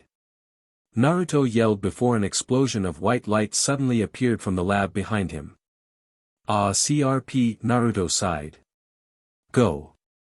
I can handle these idiots, Janet said to him. I owe you a date later, Naruto said with a smile as he leapt into the lab. Secret lab. Peter was not having the best time with Lee. Even with a temporary truce with Silver Sable to rescue Norman, this fight was not going to plan. Especially since a bunch of demons appeared to hold off Sable while Lee targeted Peter. You will not stop our revenge. Lee yelled as he sent a blast of negative energy into Peter, blasting him against a wall. Ugh. Why, you don't need to do this, Martin. This isn't what you want to be. Let this be done the right way. Please. Peter said, wounded. Men like Norman always find a way to get around the law. Lee yelled as he raised his blade to stab Peter. Before a giant fist slammed into the side of his head, sending him flying across the room and into the wall. Well, someone's in a bad mood. Why so negative? Naruto asked with a loud laugh as Lee stood back up from the hit. Glad you could show up, Peter groaned out as he stood up. Tag out, buddy. Help the Silver Wolf. I'd call her a fox, but I get enough flack from the women in my life, Naruto said with a chuckle. Should I be flattered or insulted? Sable asked dryly as she shot a demon in the kneecap before spin kicking him in his masked face and sending him flying into another demon. Neither. I just have enough dangerous and attractive women in my life. Also, no offense, but you're working for Osborn and he's number 2 on my most hated politicians list, Naruto said as he glanced back towards Lee, who held up his sword towards Naruto. You know Osborn is some, then get out of my dash, Lee was yelling as he was covered in negative energy before Naruto grabbed him with a giant hockey-coated fist. Because you and your group are taking this SHT too far. Gum gum symbol. Naruto yelled before he threw Lee into the air and clapped his massive hands together with Lee in the middle. Hey, are you still conscious?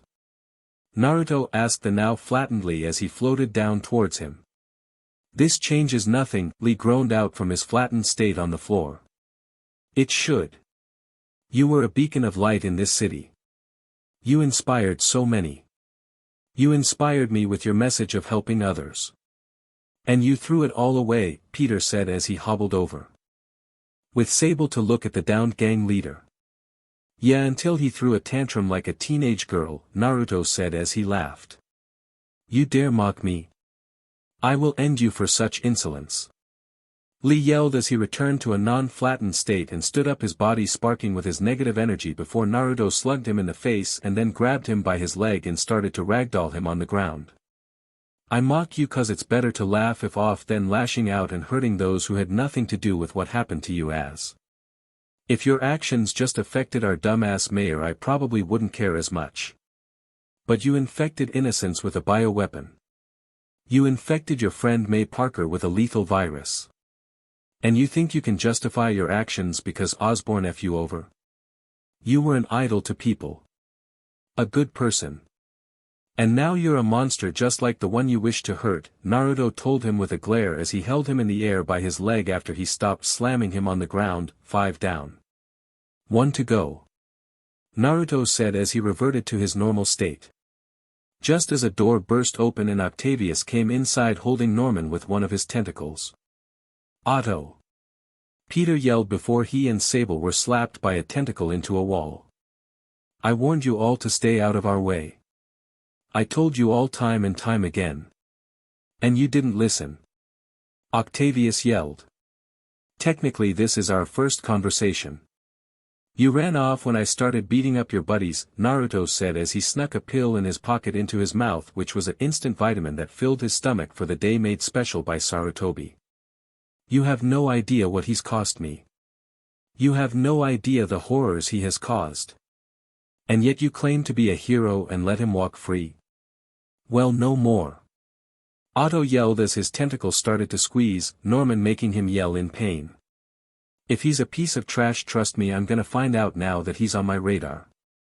More so than he already was, Naruto told him as he glared at Norman. No, you won't. No one ever helped before. Why should they now? Otto yelled. Because I actually care, DMN. I may punch and fight villains all the time, but I know when to speak and when to throw hands.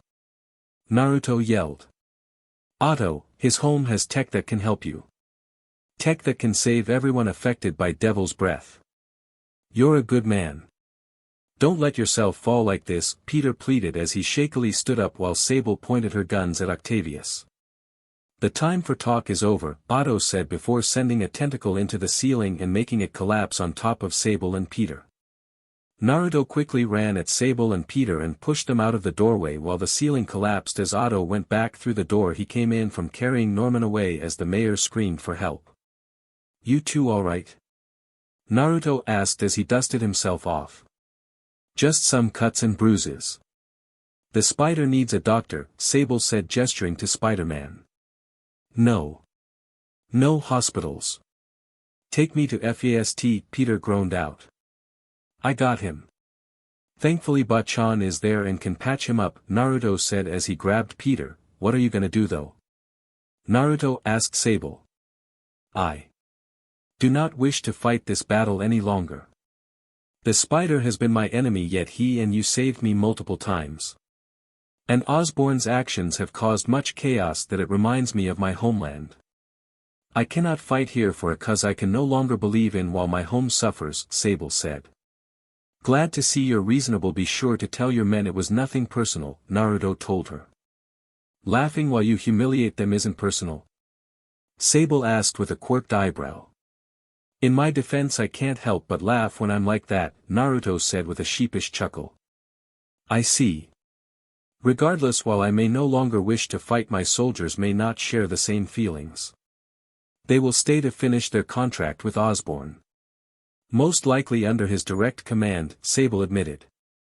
Oh good, my mom and sister could use new playmates. Well, see ya, Sable, Naruto told her as he leapt into the air. You know, if I was interested in it, he wouldn't be a bad choice for a lover, Sable mused before shaking her head. FAST. Tsunade was assisting with treatments of the sheltered people as well as creating a vaccine to counteract Devil's Breath, along with Miles, Akane, and Mary Jane assisting the shelter where they could, given May was not in good condition to help others. Got one for you, Bachan. Naruto yelled, kicking open the door, dragging in Peter in his Spider-Man suit. This better be good, BRT. I just got done saving all these people from this Devil's Breath CRP.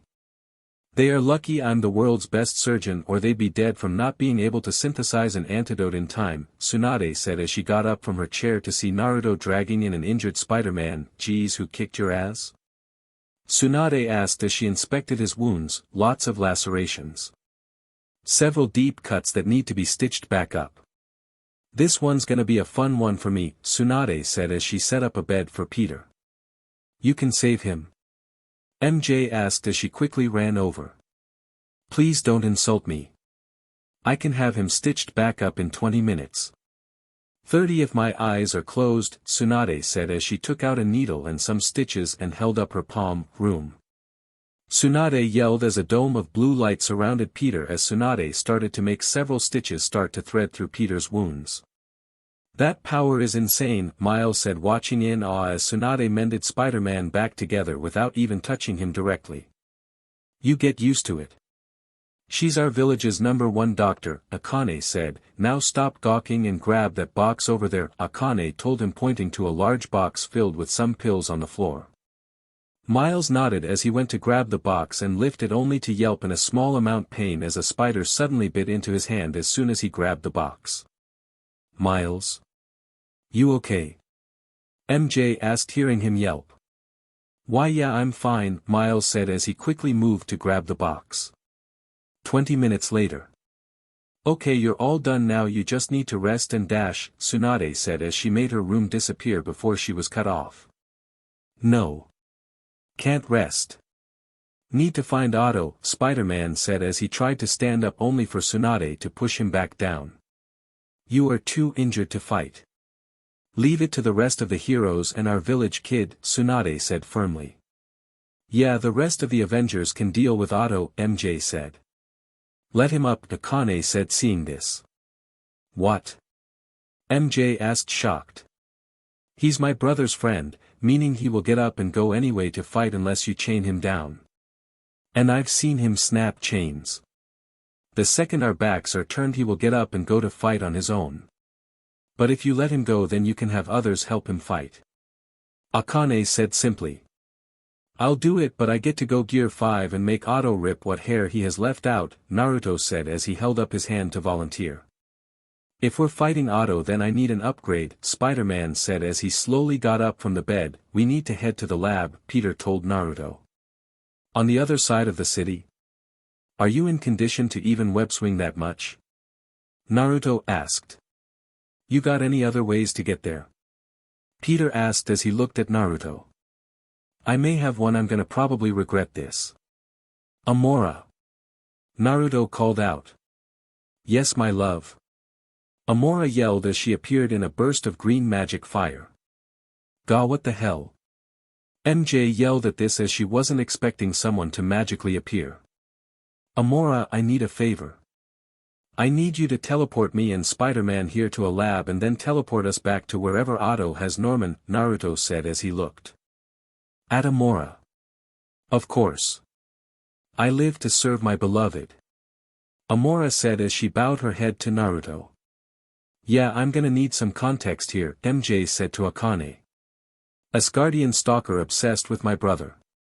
For some reason, Akane said flatly. Thanks sis. You know just how to make me feel so appreciated, Naruto said with a deadpan tone. No problem, Akane said with a smirk as Amora waved her hands and made a portal appear. Come now beloved and the tagalong. We must make haste, Amora said as he grabbed Naruto's arm and dragged him through the portal. Tagalong. Peter grumbled out as he followed them into the green magic portal before it vanished from FAST. Oscorp Tower. Otto clambered up to the top of the corporate building still carrying Norman up in one of his tentacles as he gazed down at all the reporters and citizens below. Watching what would happen with bated breath as sable soldiers were below trying to get their sights on Otto. Don't expect me to beg for my life, Norman said with a look of defiance as Otto pulled him close. Oh I know you far too well to expect that Norman. No, I don't want you to beg. I just want to hear you admit to your failings before you die. I want all of the people to hear the truth come from your mouth before I tear the flesh from your bones. I want you to admit the truth Norman.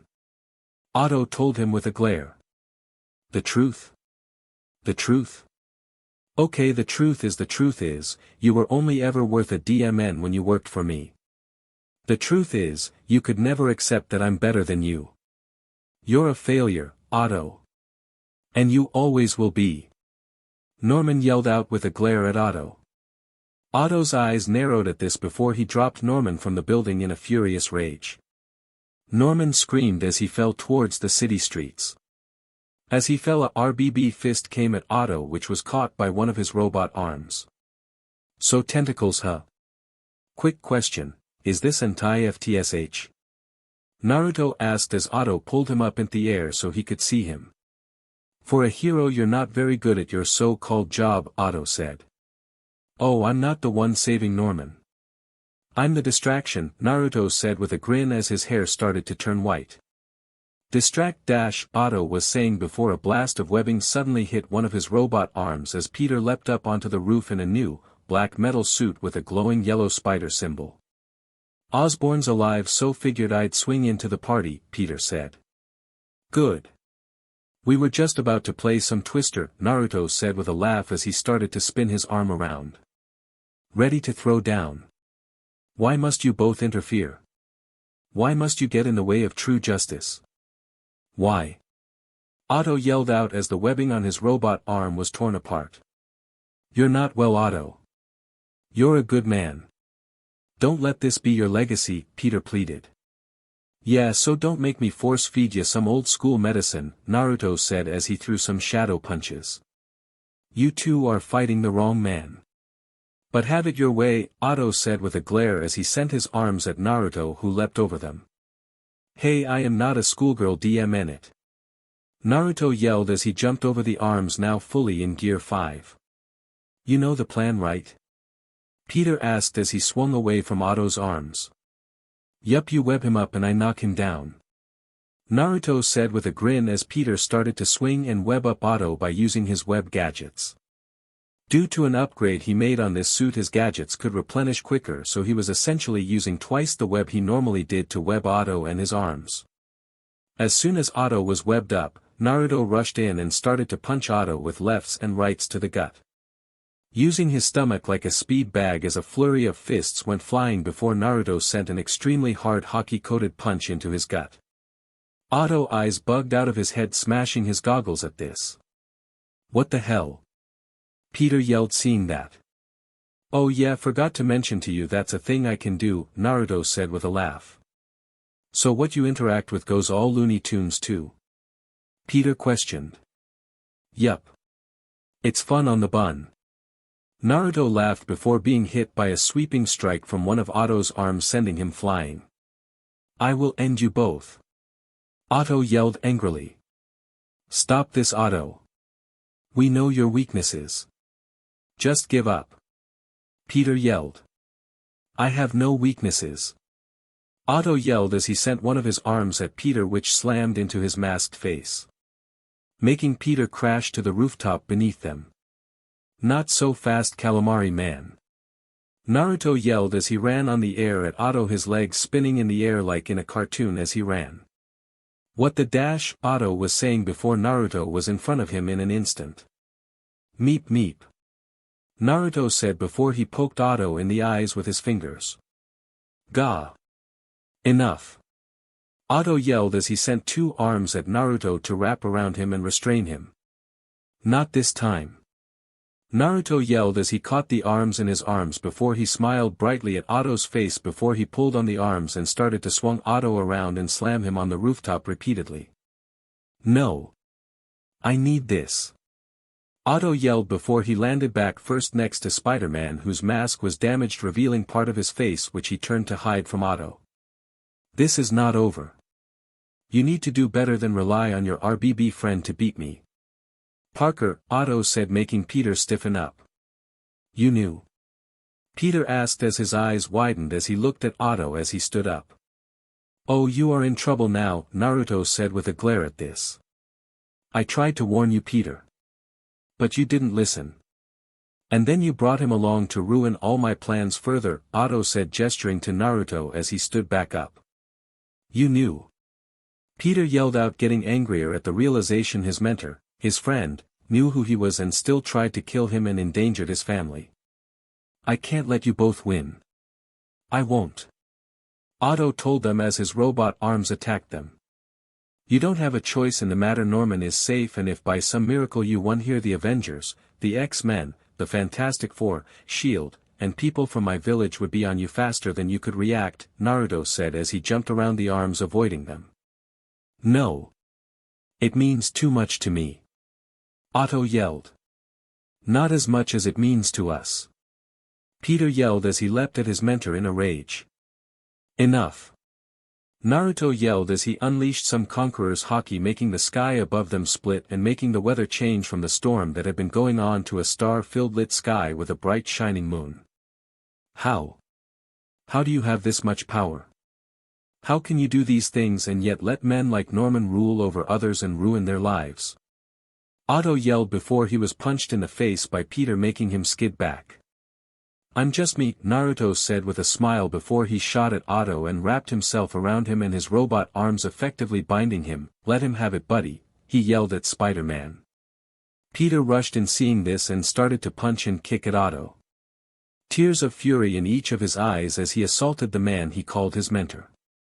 Each hit releasing all the pain, the anguish from everything Otto had done before a final punch to the face sent Otto flying off the rooftop towards the streets below along with Naruto still wrapped around him. No. Not like this. Otto yelled as he saw them plummeting below. Oh, get over it. Naruto yelled as he slammed Otto's head on the ground as they landed, the ground thankfully turning rubbery as they bounced back up into the air. Launching into a nearby office building as Peter followed after them inside. You okay? Peter asked as Naruto untangled himself from Otto. Yeah, I'm fine, though I think I broke something on his neck when I wrapped around him, Naruto said as Peter went to check on the dock, only for Otto's normal arm to wrap around Peter's wrist. Peter. I saw you as a son, I should have known you'd turn on me. Just like the others, Otto panted out. Don't pull that CRP. He gave you multiple chances. Naruto yelled as he kicked Otto's hand away from Peter. Turn. Turn. I worshipped you. Your mind. Your conscience. Wanting to help others. The way you never gave up. Peter yelled, his emotions finally hitting his limit. That's because men like us have a duty. A responsibility, to use our talents in the service of others, even if they don't appreciate it. We have to do what's best for those beneath us, whether they understand it or not. Otto yelled at him. No, you're wrong. You were everything I wanted to be. You just threw it all away. Peter screamed at his old friend. Yes, of course. You're right, Peter. I see that now. The neural interface affected my mind. But I can fix it, together. If you'll help me. Otto told him with a small smile. I'll do everything I can. I'll make sure you get the best help. Peter was saying before Otto cut him off. No. If they put me away, they'll take my arms. I'll be trapped in this useless body. Please, Peter, that wasn't me. You said you'd never abandon me. You promised, you remember. Otto begged and pleaded. Naruto, your home has medical science that can cure him, right?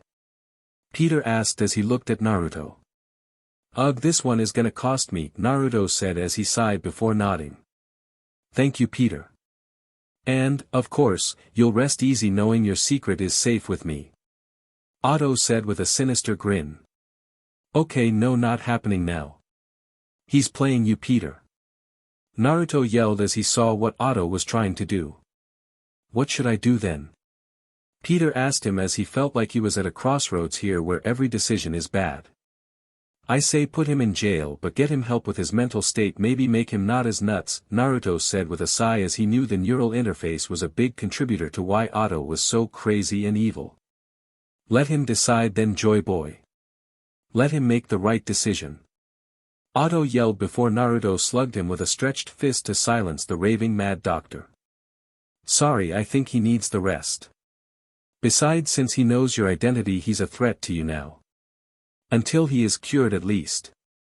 I'll see if he can be transferred to Egghead after he is initially arrested.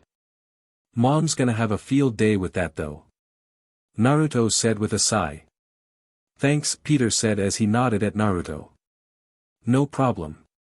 I know the neural network is a big factor, but I also know that the red tape is gonna be hell to get through. You owe me for this 1 inch, Naruto said with a sigh as he knew Peter was trying to do a good thing but it may not be a good idea. A few days later. Peter, Naruto, Akane, and Miles were helping Peter move into his new home. You didn't have to ask Stark to buy me a home, Peter said as he placed a box down. Dude, you have done just as much as any of us have. You deserve this much. It ain't your aunt's house but it's close by. Besides, Tony owed me one after I threatened to tell Pepper about some love letters, Naruto said with a smirk. Did he just say he blackmailed Tony Stark? Miles asked Akane wide-eyed. Blackmail is normal for us. Though we prefer extortion. Akane said with a smirk. Sis, stop scaring your boyfriend, boy. Naruto was saying before he dodged a swipe of Akane's claws. Hey, can we not wreck the house? Peter asked. Alright, come on sis, we have more boxes to get, Naruto said dragging his sister to the moving truck outside. Hey Pete, now that we have a moment alone, can I ask you a question? Miles asked. I wouldn't recommend asking Akane out, she's high maintenance from what Naruto says, Peter said with a nervous chuckle. What? No, not that. No, this is a personal question, Miles said as he shook his head. Oh, you see, it's absolutely normal for things to grow and hair to dash, Peter was saying before Miles stopped him. Not that, okay, it's better if I just show you, Miles said before taking a breath. Show me Peter was saying before Miles leapt onto the ceiling and stuck to it. Weird, right? Miles asked before Peter smiled and leapt up to stick to the ceiling and join him. Not that weird, Peter told him just as the door opened up. Okay, where do you want the play station? Naruto was asking before seeing them on the ceiling together. What the F? Akane yelled seeing this and dropping said PlayStation. Ah, CRP my saves. Peter yelled seeing the PlayStation drop to the floor and jumping off the ceiling. Well, between this and Mom staying for a week in New York, I'd say this is gonna be a long week for me, Naruto said with a deadpan tone at this sight. You didn't tell me. Akane yelled at Miles as she growled as she approached him. If I help you get used to school you can help me train? Miles asked nervously. This got a groan from Naruto as he slapped his face and Akane smiled brightly. It's acceptable. I need a new training dummy. The other ones keep breaking too much, Akane said after thinking about this for a moment. Welcome to boot camp, newbie. Don't worry, we'll cover your funeral arrangements, Naruto said with a look of sympathy at Miles, who slightly paled at this as he looked at Akane. He's joking. We don't cover the funeral costs, Akane said simply. Welp, he's dead, Peter said with a deadpan as he set up the PlayStation. Maybe, but at least his mom isn't grilling him about his girlfriend unlike my mother currently is, Naruto said flatly as he watched Akane go over a training plan for Miles. Much to his growing fear. Avengers Mansion. 5 days after Dr. Octavius' defeat. It had been a solid 5 days after the curing of Devil's Breath from New York, as well as 2 days after Naruto and Akane had helped Peter move into his new home and discovered Miles had spider powers similar to Peter. After several back-to-back cataclysmic events both from his village and with the Devil's Breath incident, Naruto and Akane were given a few days off to enjoy as they saw fit unless something else cataclysmic happened. Which, with the rest of the Avengers on standby as well as the X-Men, the Fantastic Four, and even the visiting Yamatorans along with Kushina, seemed like anything barring a world-ending threat would be easily handled. TCH vacation. Waste of time if you ask me, Akane said with a scoff as she grabbed a bottle of water and downed it after her training session. Poor kid doesn't know how to be a teen, Janet said as she shook her head at this as she too grabbed a water bottle. Bah! Making friends and being nice is for the weak. Akane said simply. So the fact you have that Miles kid's number in your phone? Clint asked as he raised an eyebrow while polishing his bow. Akane growled at this before she punched a wall with a hockey-infused fist making a big hole. Jarvis, Tony said with a sigh at this.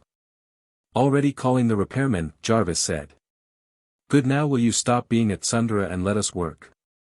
Tony asked as they all watched a sparring session between Naruto and Thor while Hank had Ultron scan and record the fight. I am not at Tsundere. Akane yelled out with a glare. You're kind of at Tsundere, Janet said with a smirk at her boyfriend's sister. What's at Tsundere? Steve asked, not familiar with the term. We'll explain after the spar, old-timer, Tony said with a smirk while Akane glared at him and Janet while Tony walked over to a monitor. Ready to go whenever you are, Naruto said as he did some stretches. Okay kid, go gear 5 so we can get some scans, Tony ordered as Ultron started to record the fight. You got it. Sorry in advance, Thor, Naruto said with a grin at the God of Thunder. Not at all, my friend. I'm actually most curious how I will fare against you at your best, Thor said with a confident grin. I have $100 on Naruto, Janet said with a smile at this. 200 on the God of Thunder, Clint said wanting in on this. Put me down for 250 on my brother, Akane said simply. Beat loudly, heartbeat, Naruto said as he closed his eyes and let the rhythm start to build up before his chest beat loudly and his hair started to turn white along with his clothes. Here we go again, Tony said as Naruto's haki started to go off. Yes, this is the rhythm I wanted. Naruto cackled with insane glee as Thor charged him and slammed Mjolnir into the back of Naruto's head. The hammer made contact as Naruto's RBB head shifted and conformed around the shape of Mjolnir. Youch, that hurts. Not. Naruto yelled, his head keeping the shape of the hammer for a moment before he shook his head, turning it back to normal. My turn. Gum gum dawn symbol. Naruto yelled, enlarging his hands and clapping them into Thor, crushing the God of Thunder between his hands and flattening him like a piece of paper. So his manipulation of the environment to fight how he wants affects opponents as well, Hank said as he looked over the data coming in. Hey Thor, that hurt at all? Janet asked as Thor as he struggled to go back to normal. I have not taken a blow like that since I was a lad sparring with my brother and father. The boy of Joy's power is no joke, Thor grunted out as his body shifted back to normal. I think we have enough data from that kid. We don't want you to overload the system by pulling off too many moves, Tony said as if Naruto went too crazy in there the system would go haywire and shut down, losing them all the data. Works for me, this makes me hungry anyway, Naruto said as he turned back to normal. If you're hungry then let's go out to eat. We could make it a date. Janet said with a smile. A date, huh? I do owe you one, so it sounds good to me. Naruto said with a grin of his own as he left the training room. We'll be back later. Don't wait up for us, Janet said with a grin as she walked out the door of the monitor room to meet with her boyfriend. They're gonna mate, aren't they? Akane asked boredly. Must you phrase it like that? Tony asked with a sigh. What?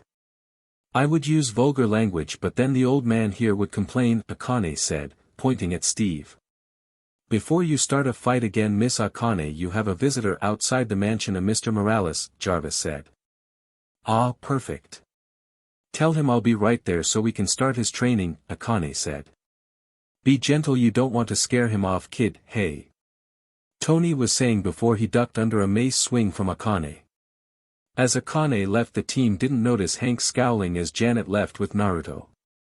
His jealousy flashing briefly as he went back into his work looking over the data. Later with Naruto. Naruto and Janet meanwhile had gone to a small buffet place to get Naruto enough food to refill his drained energy.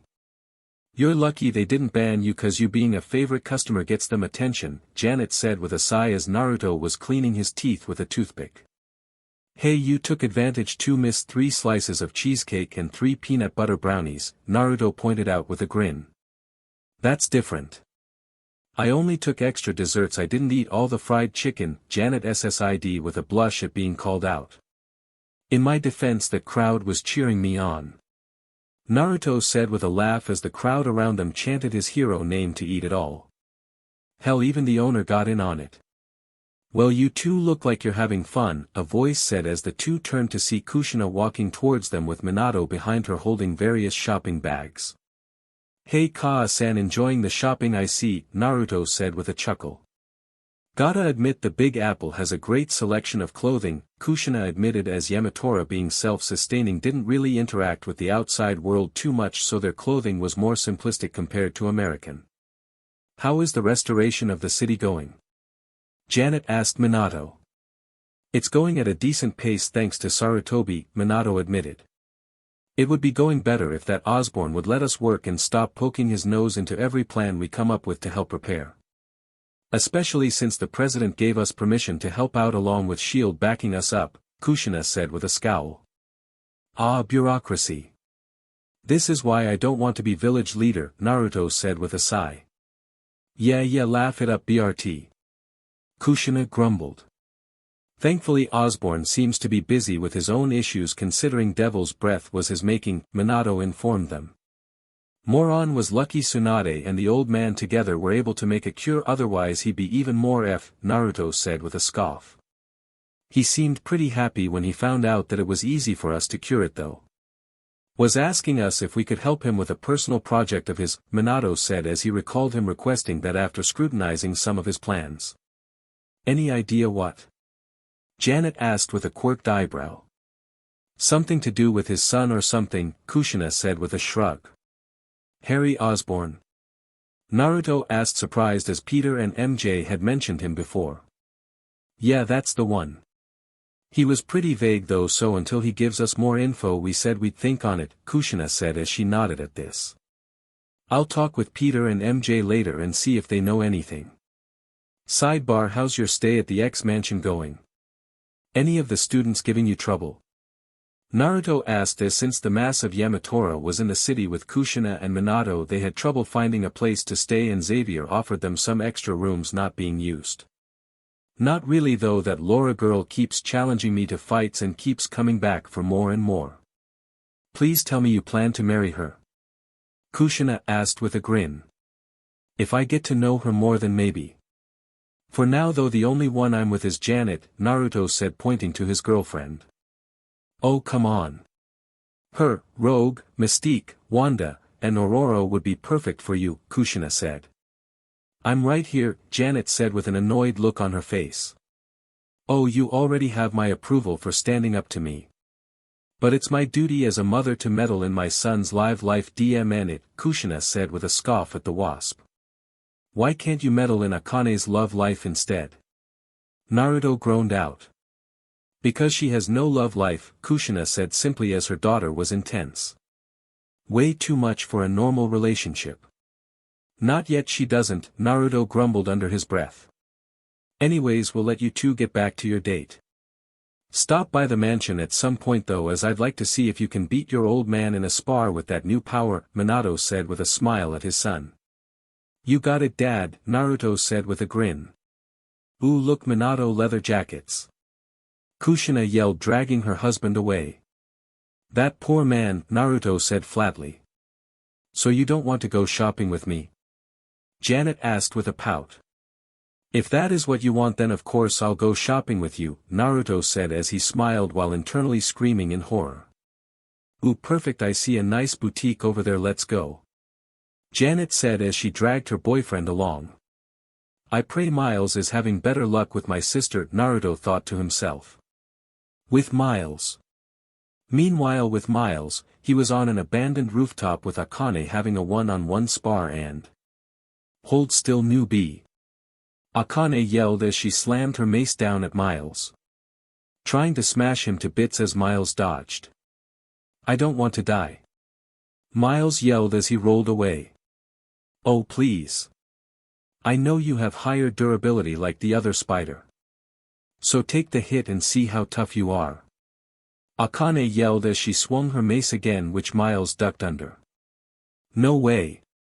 Miles yelled as he instinctively lashed out with a kick to Akane's face to get her away. Which she just blocked with her hockey-covered arm. Good instincts, but you need more power to actually do anything to me. Akane told him as she pushed him off of her and sent the spider in training sprawling onto his back from the force of her shove. Ugh, Miles grunted before he saw Akane leap up into the air and bring it down on him. Time slowed still for him as he watched the crazy strong redhead bring the hammer down, so to speak. Now fight me like you mean it if you won't take the hit. Akane yelled. Miles barely dogged Aro the side just as Akane's mace clashed with the rooftop, and as he landed he clenched his fist and shot at her, but what he didn't notice was that his arm was sparking with yellow electricity. What is the dash? Akane was asking before Miles' spark-covered fist slammed into her face. Pow! A thunderous boom echoed throughout the abandoned rooftop as the roof tile cracked. Lightning exploded off of Miles' fist as Akane was sent flying back from the blow, slamming onto her back as she skipped like a stone across the roof tile. What the heck was that? Miles asked as he looked at his fist before he looked at where Akane was sent flying. Oh man, Akane, he yelled as he ran over to check on her. Meanwhile with Akane, she was laying flat on a rooftop looking up at the sky with a bruise on her face, lost in her thoughts. He hurt me. He actually was able to get through my armament hockey and hurt me, Akane thought before she started to smile lightly as a blush came to her cheeks. With Kushina. As Kushina looked over the different leather jackets she suddenly froze. Honey, you okay? Minato asked, seeing his wife freeze. I feel something. Something about Akane. A disturbance? No, not a disturbance. I feel pride like I've never felt before. She has found a mate, Kushina said with a crazed grin appearing on her face. Oh, by Nika the poor fool, Minato said, shaking his head in sympathy at whoever his daughter had an interest in. Let the gods have mercy on them, for Akane would have none. Back with Naruto and Janet. Ooh, what about this one? Janet asked, modeling a yellow sundress. You look pretty good in that, Naruto said with a smile. Perfect, I'll add it to the keep pile. I still have 20 more dresses to try on, Janet said as she went back into the changing room. So this is what dating is like. Ah, worth it, Naruto said with a small smile. I suppose it would be more difficult for you given your heritage to have multiple women. Would it not, Joy Boy? A female voice said from behind him as Naruto turned to see Natasha Romanoff in a seat next to him, dressed in casual clothing and black sunglasses, as if blending in. Gah! Don't do that. Naruto grunted out to the spy after jumping in surprise. Then be more aware of your surroundings.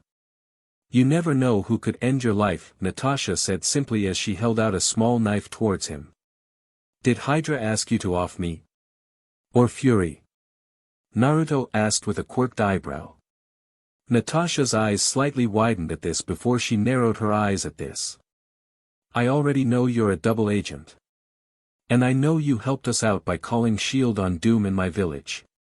For that you have my thanks. But whatever game you're here to play with me, I'm not gonna let you just kill me. Understand? Naruto stated with a firm tone. I'm not here to kill you. But yours and the Wasp's presence is interfering with my mission. I need you both to leave. Natasha told him, no longer beating around the bush since he was aware of her true loyalty to Fury. An informant, I take it. Small boutique in New York City. Isolated within the crowds outside. I understand. You helped me out, so I'll do this for you, but don't make this a habit. Understand? Naruto told her firmly. Please, if I desired your help in the future I could easily persuade you, I'm sure. Just leave within the hour. Natasha said with a scoff as she walked away from Naruto. Oh, I'm sure you could, Naruto said with a chuckle as he checked her out while she walked away. Okay, how about this one? Janet asked, wearing a black dress. Pretty good, but add some yellow. It makes you look amazing. The brightness contrasting against the dark, Naruto said as he turned to look at Janet. Janet smiled at this. Yellow it is. Alright, I think I have my outfits then. We can skip the other 19 as they don't have any yellow, Janet said with a smile as she went to change back into her street clothes to purchase the dresses while also looking at some yellow accessories. 2 hours later. After finishing up at the boutique, Naruto and Janet returned to the mansion to drop off her wardrobe. That was a fun shopping date. We should do it again, Janet said with a smile. Definitely, Naruto said with a nod as they entered the mansion carrying shopping bags. Oh, thank God. Whiskers, I need a favor now that you guys are back, Tony said from the living room as they entered. I'm not going back out to buy Pepper a gift because you F up a shareholders meeting again, dude, Naruto said as he put the bags down. No, I got a call from Xavier. They need you over there.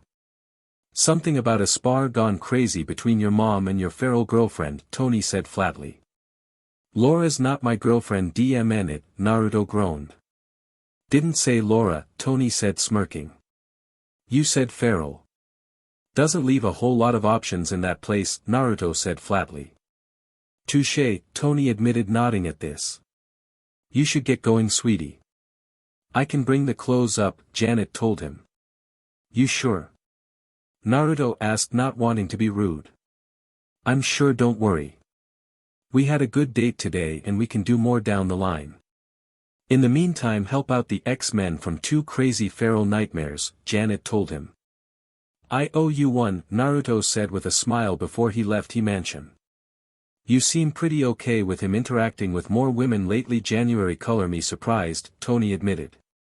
If he's required to have more women, then I have to accept that. I'd rather be with him than not. He makes me feel special. And besides, he could do worse than a few X-Men, Janet said with a smile. You mean like his Asgardian stalker? Tony asked with a smirk. That one doesn't have approval yet, Janet said with a firm glare. Oh, you're the head of his HRM now? Tony asked with a chuckle at this. If that's what I have to be, then yeah, I will. Someone needs to take the reins and make sure women not just after him for status or wealth are going for him. And I'm the right one for the job, Janet said with a smirk as she went upstairs to put away the clothes. Later with Naruto at the X mansion.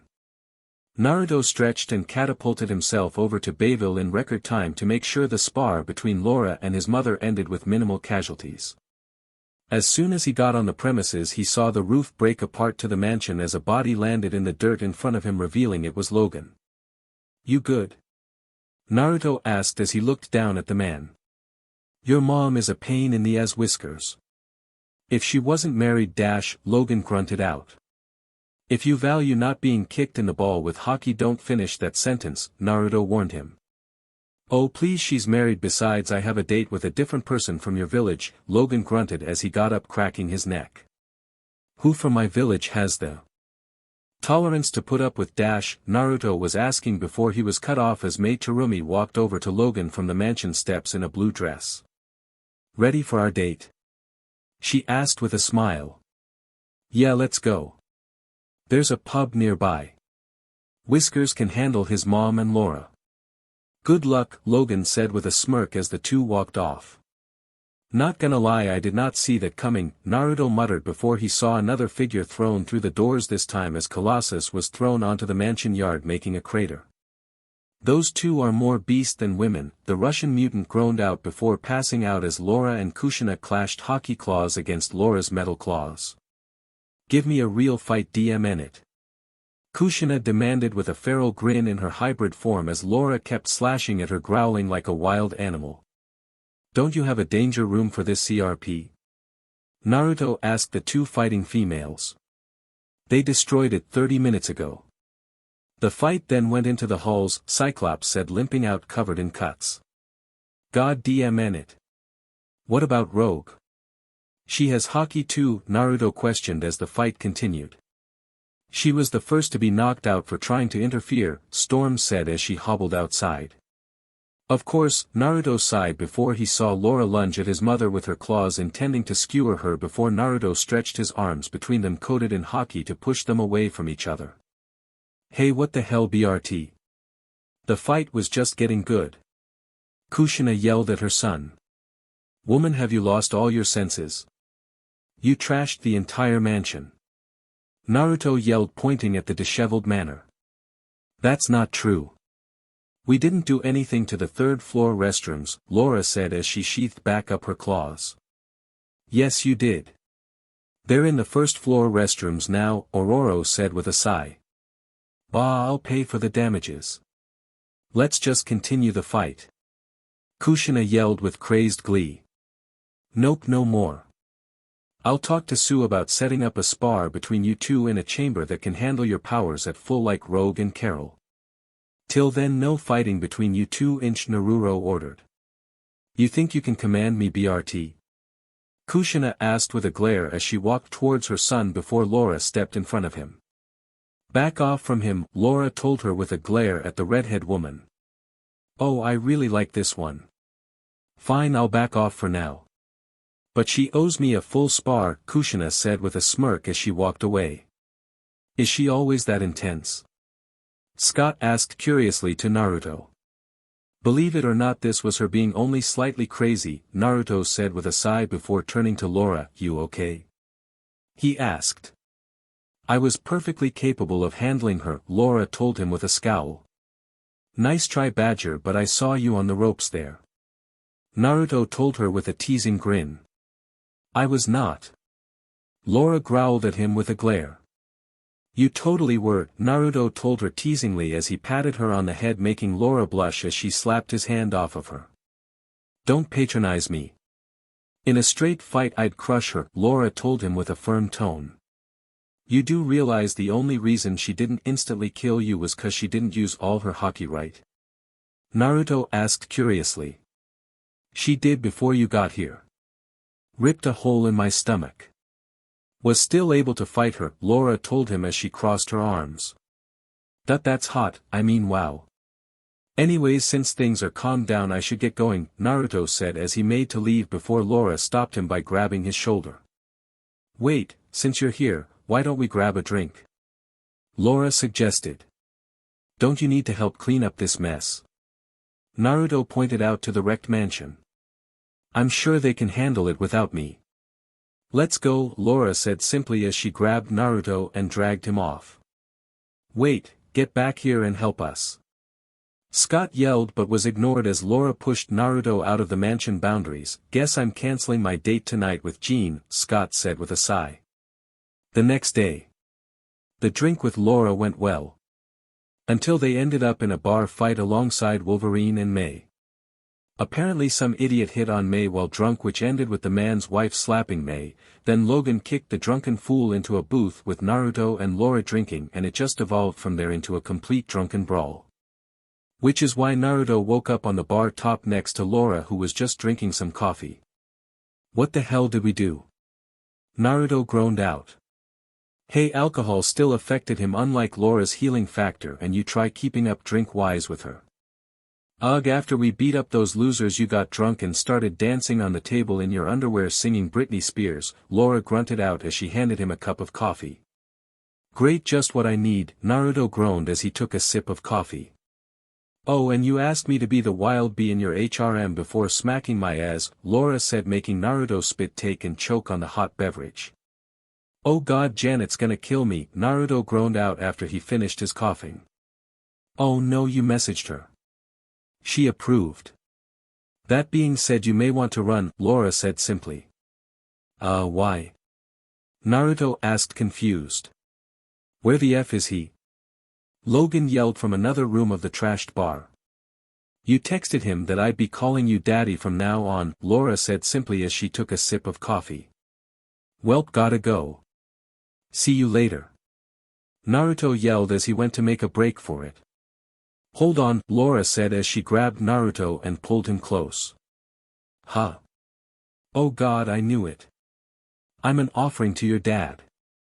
He's gonna eat my organs, MMPH. Naruto yelled before Laura kissed him hard. Her tongue shoved down his throat. After a few moments she pulled away from him. There, now we're official. That being said, you ever smack my ass again you better be ready to fight me, Laura said with a light smirk. Naruto said in a daze from the kiss before a door slammed open. BRT. You're F dead. Logan yelled as his claws popped out. Don't kill me. Naruto yelled as he went into Gear 5 and smashed through a wall, leaving a hole the same shape as his body outline. Did he just Kool-Aid man out the wall? May asked as she hobbled in from the other room to see this in a torn and tattered blue dress. Get back here, you BSTRD. Logan yelled as he chased after Naruto in a furious rage.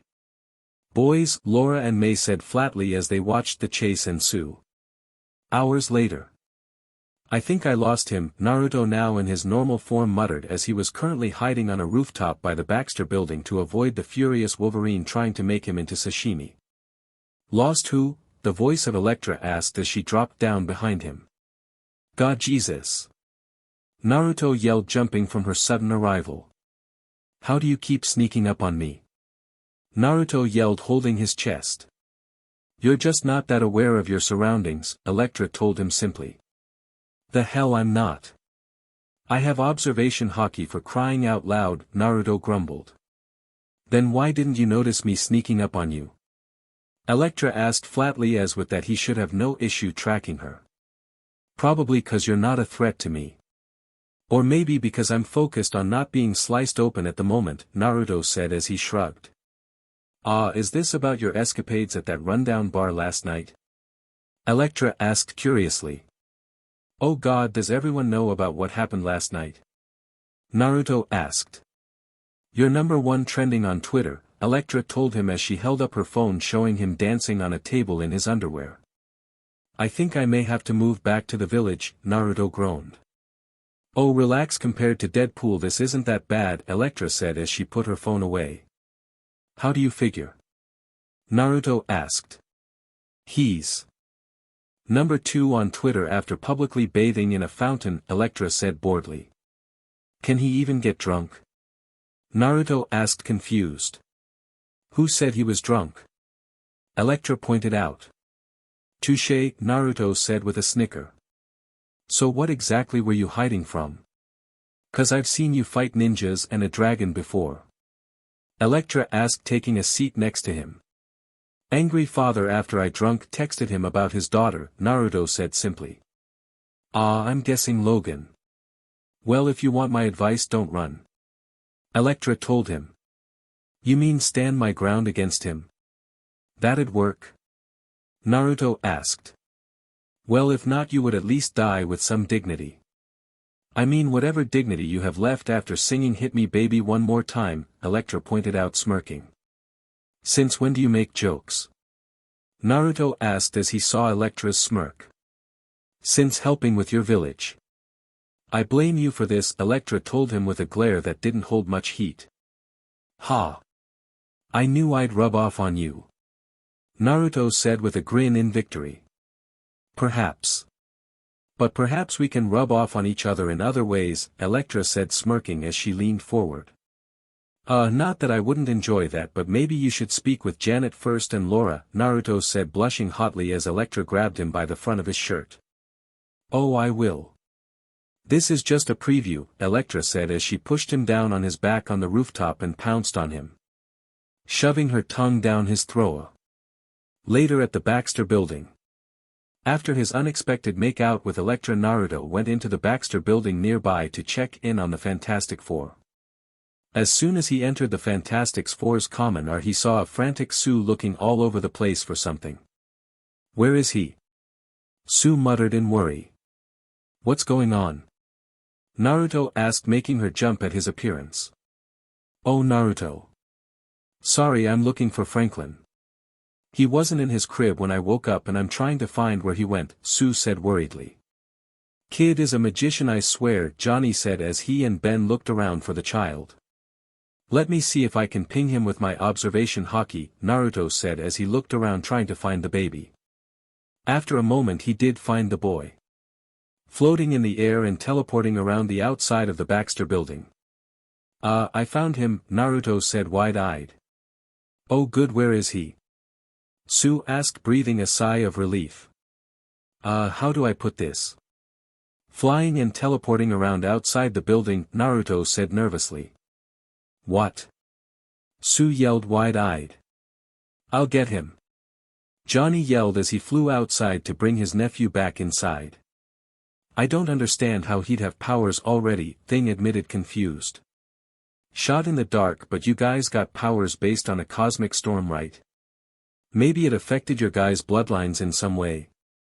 Or maybe he's a mutant of some kind, Naruto suggested as he wasn't entirely sure. I'll have to run some tests, I suppose. Sue said as Johnny came back in holding Franklin. Got the little tyke. We're just lucky he was only teleporting around the building, Johnny said with a sigh of relief as Franklin giggled. Well, now that that's at least taken care of, what did you need, kid? Ben asked Naruto. If you're here for Jennifer, she's out at the moment with Carol at the gym. Johnny said as he handed Franklin to Sue before plopping down on the couch. Nah, I was in the neighborhood and just wanted to check in on you guys. Besides, I didn't get the chance to thank you all for helping out with my village, Naruto said with a smile. Hey, we knew Doom better than anyone. Course we'd be there to clobber him, Ben said with a grin. Yeah, so don't sweat it, Johnny told him with a smirk. If anything, I still owe you. You took an attack meant for me and nearly died 'cause of it, Sue told him with a frown. Yeah, and I'd do it again and again. I wouldn't want to rob a child of their mother if I can take the hit for them, Naruto told Sue with a determined nod. Plus, if he hadn't done that, he wouldn't have gone all Looney Tunes and humiliated ol Doom, Ben said as he chuckled at the memory of a giant Naruto using Doom as a jump rope. True, so everything worked out in the end and Laura killed him, so he can't harm you anymore, Naruto said as while he wasn't happy to have Doom die, he couldn't fault Laura for doing it. Too bad for Latveria though. Doom was a tyrant, but he did keep peace there and people thrived under him there. Johnny said with a frown. Maybe I should head there and see if I can do anything, Naruto muttered. Bad idea, kid. That's a foreign land that worshipped Doom, who you had a hand in his death. You'd get ripped apart, Ben told him seriously. Maybe so, but I don't want to sit by and let others suffer no matter where they are. Everyone deserves to live their life as free as possible. Naruto said, his voice filled with a fierce determination, getting silence from the Fantastic Four. But that can come later, I suppose. For now though, I just wanted to check in on you guys. And since you're busy, I'll come by another time, Naruto said as he smiled before heading back towards the elevators. As he turned to leave, Sue just stared at him, as if trying to figure him out. He was sort of an enigma to her. A goofball like her brother, yet serious when needed. A young man with a determination to always help. And his words always inspired others. In some ways he was like her husband was, at least as a leader. The two, however, had different personalities. Reed was always calm and logical. Every choice and action was always done with fact and logic. But Naruto? Everything he did was emotional. He let his feelings control his every move. He didn't need to use fact and logic when he used his heart for everything. Though that wasn't to say he couldn't use logic. He could be smart when needed, but with him there was an unending warmth coming off of him. And even after he left, she just kept staring where he once was. Sis. Hey sis. Johnny asked, bring Sue out of her thoughts. Huh? Sue asked, turning to her brother. You zoned out staring at Naruto for a bit. You good? Johnny asked her. Why, yeah, I'm fine. Anyways, I'm gonna go run some tests on Franklin. Excuse me, Sue said as she excused herself and her son. I think she's gaining a thing for Blondie, Ben said as soon as she left the room. Maybe. Who knows, Johnny said with a shrug. Not sure I like it, Ben admitted with a frown. I mean, she could pick worse like Namor, Johnny pointed out. True. It ain't nothing against the kid, it's just she and Reed were, Ben said with a sigh. I know. I know. I miss him too, as much of a pain he was, Johnny said with a small frown, and I think he'd have wanted her to move on. Johnny admitted. Yeah, you're right on that. Fine, I won't interfere if they do become a thing. But he breaks her heart, I'm clobbering him, Ben told Johnny with a frown. You and me both, big guy. You and me both, Johnny said with a nod. Later. Streets of New York. After speaking with the Fantastic Four, Naruto made his way back towards the Avengers mansion to get some training done. While he still had some time to relax, he didn't want to let himself weaken if he could help it. As he walked, however, he saw a woman in an alleyway being surrounded by 3 men. 3 members of the MRD, the Mutant Response Division. The same pricks funded by Senator Robert Kelly. Come in quietly and we dash, one of the men was saying to the woman before Naruto slugged him hard in the back of the head, sending him into the brick wall. Really? Attacking a defenseless woman?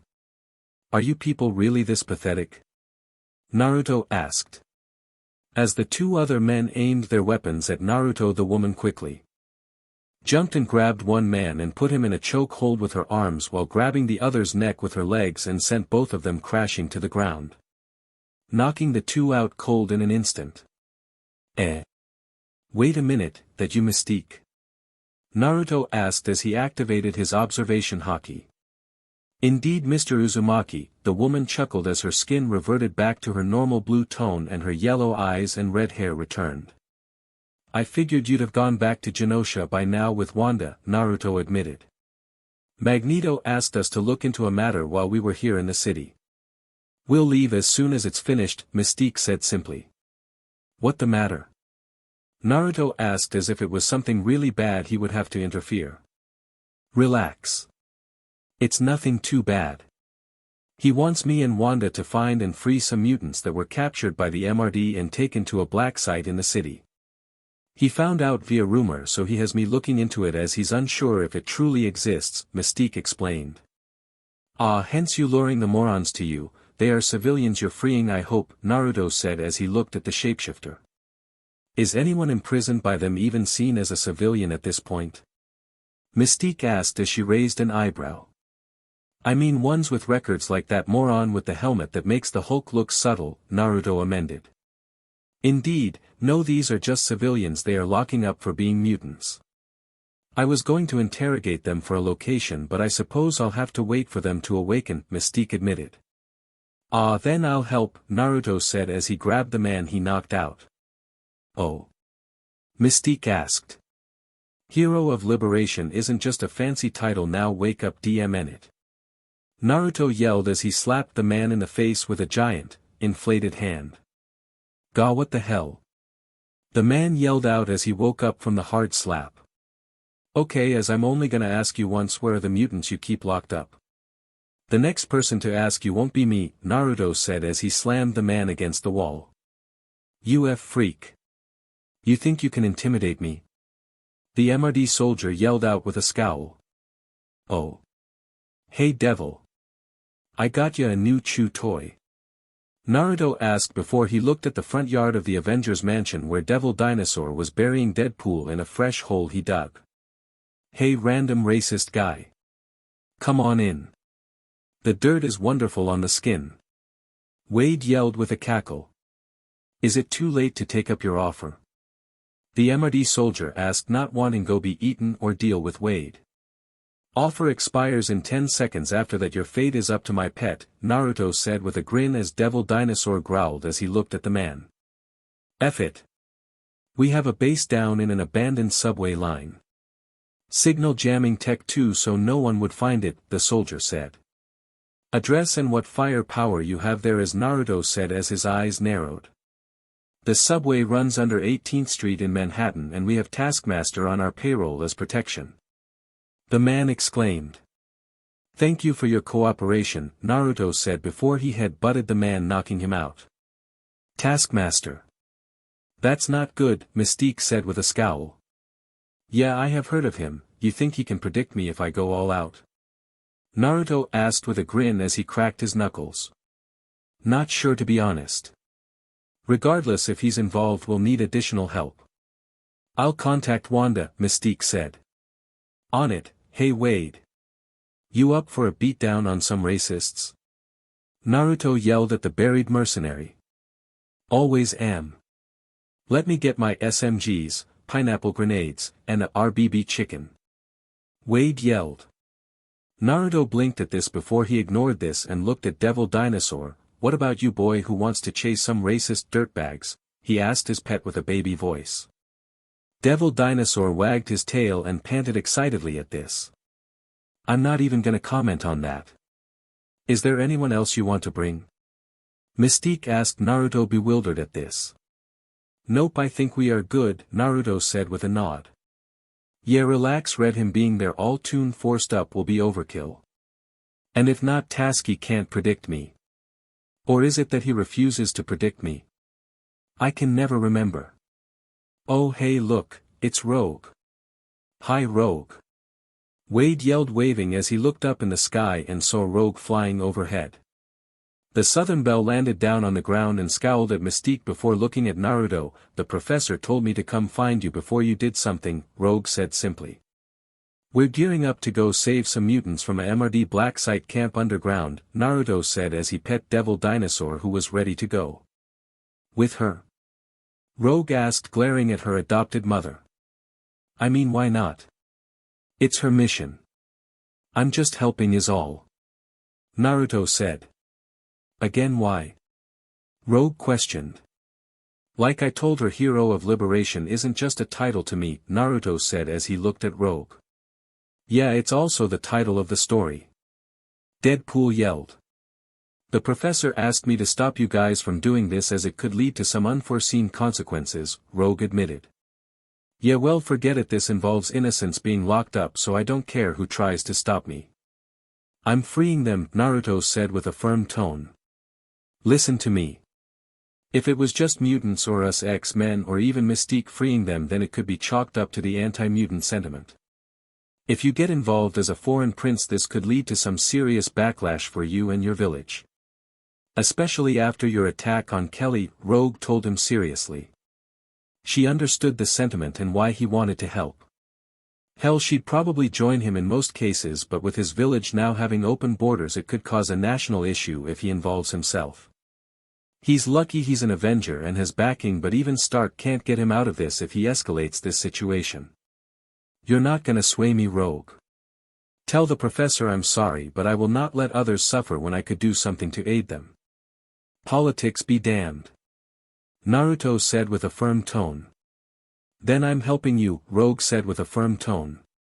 Weren't you just telling me not to involve myself? Naruto asked, confused at the sudden change. Just because I understand why the professor wants you in particular to not involve yourself doesn't mean I agree. Tensions are high between humans and mutants, and this could be the powder keg that starts a war, Suga. If you intend to light the fuse, then I'm not gonna sit idly by while you do it. And 'cause I don't trust her to help you when the chips are down, Rogue said looking at Mystique. This rebellious phase truly is getting tiresome, Anna Marie, Mystique said with a sigh at her adopted daughter. Don't call me that, Rogue said with a glare. That's your name? Wow, Naruto asked, blinking in surprise. What? Rogue asked as she gave Naruto a annoyed look. Nothing, it's just pretty. Can I use it? Naruto asked curiously. You can call me whatever you like, Suga, Rogue said with a small smile after thinking on it. You're in. Deadpool yelled as he gave Naruto a thumbs up. Now it's your turn, Blue Babe. Wade yelled at Mystique. Let's just go save these mutants. Mystique said, ignoring Wade. Sure, Naruto was handsome and clearly kind, but she didn't really have much interest in him that way. Perhaps that could change with time, but she highly doubted it. So alright folks, that's all for today. Stay tuned for part 7. Do subscribe, like and share for more such videos. Also check out the story and author KFB Anime 87 on fanfiction.net. Press the bell icon to be notified first on release. See you in the next video. Till then, goodbye.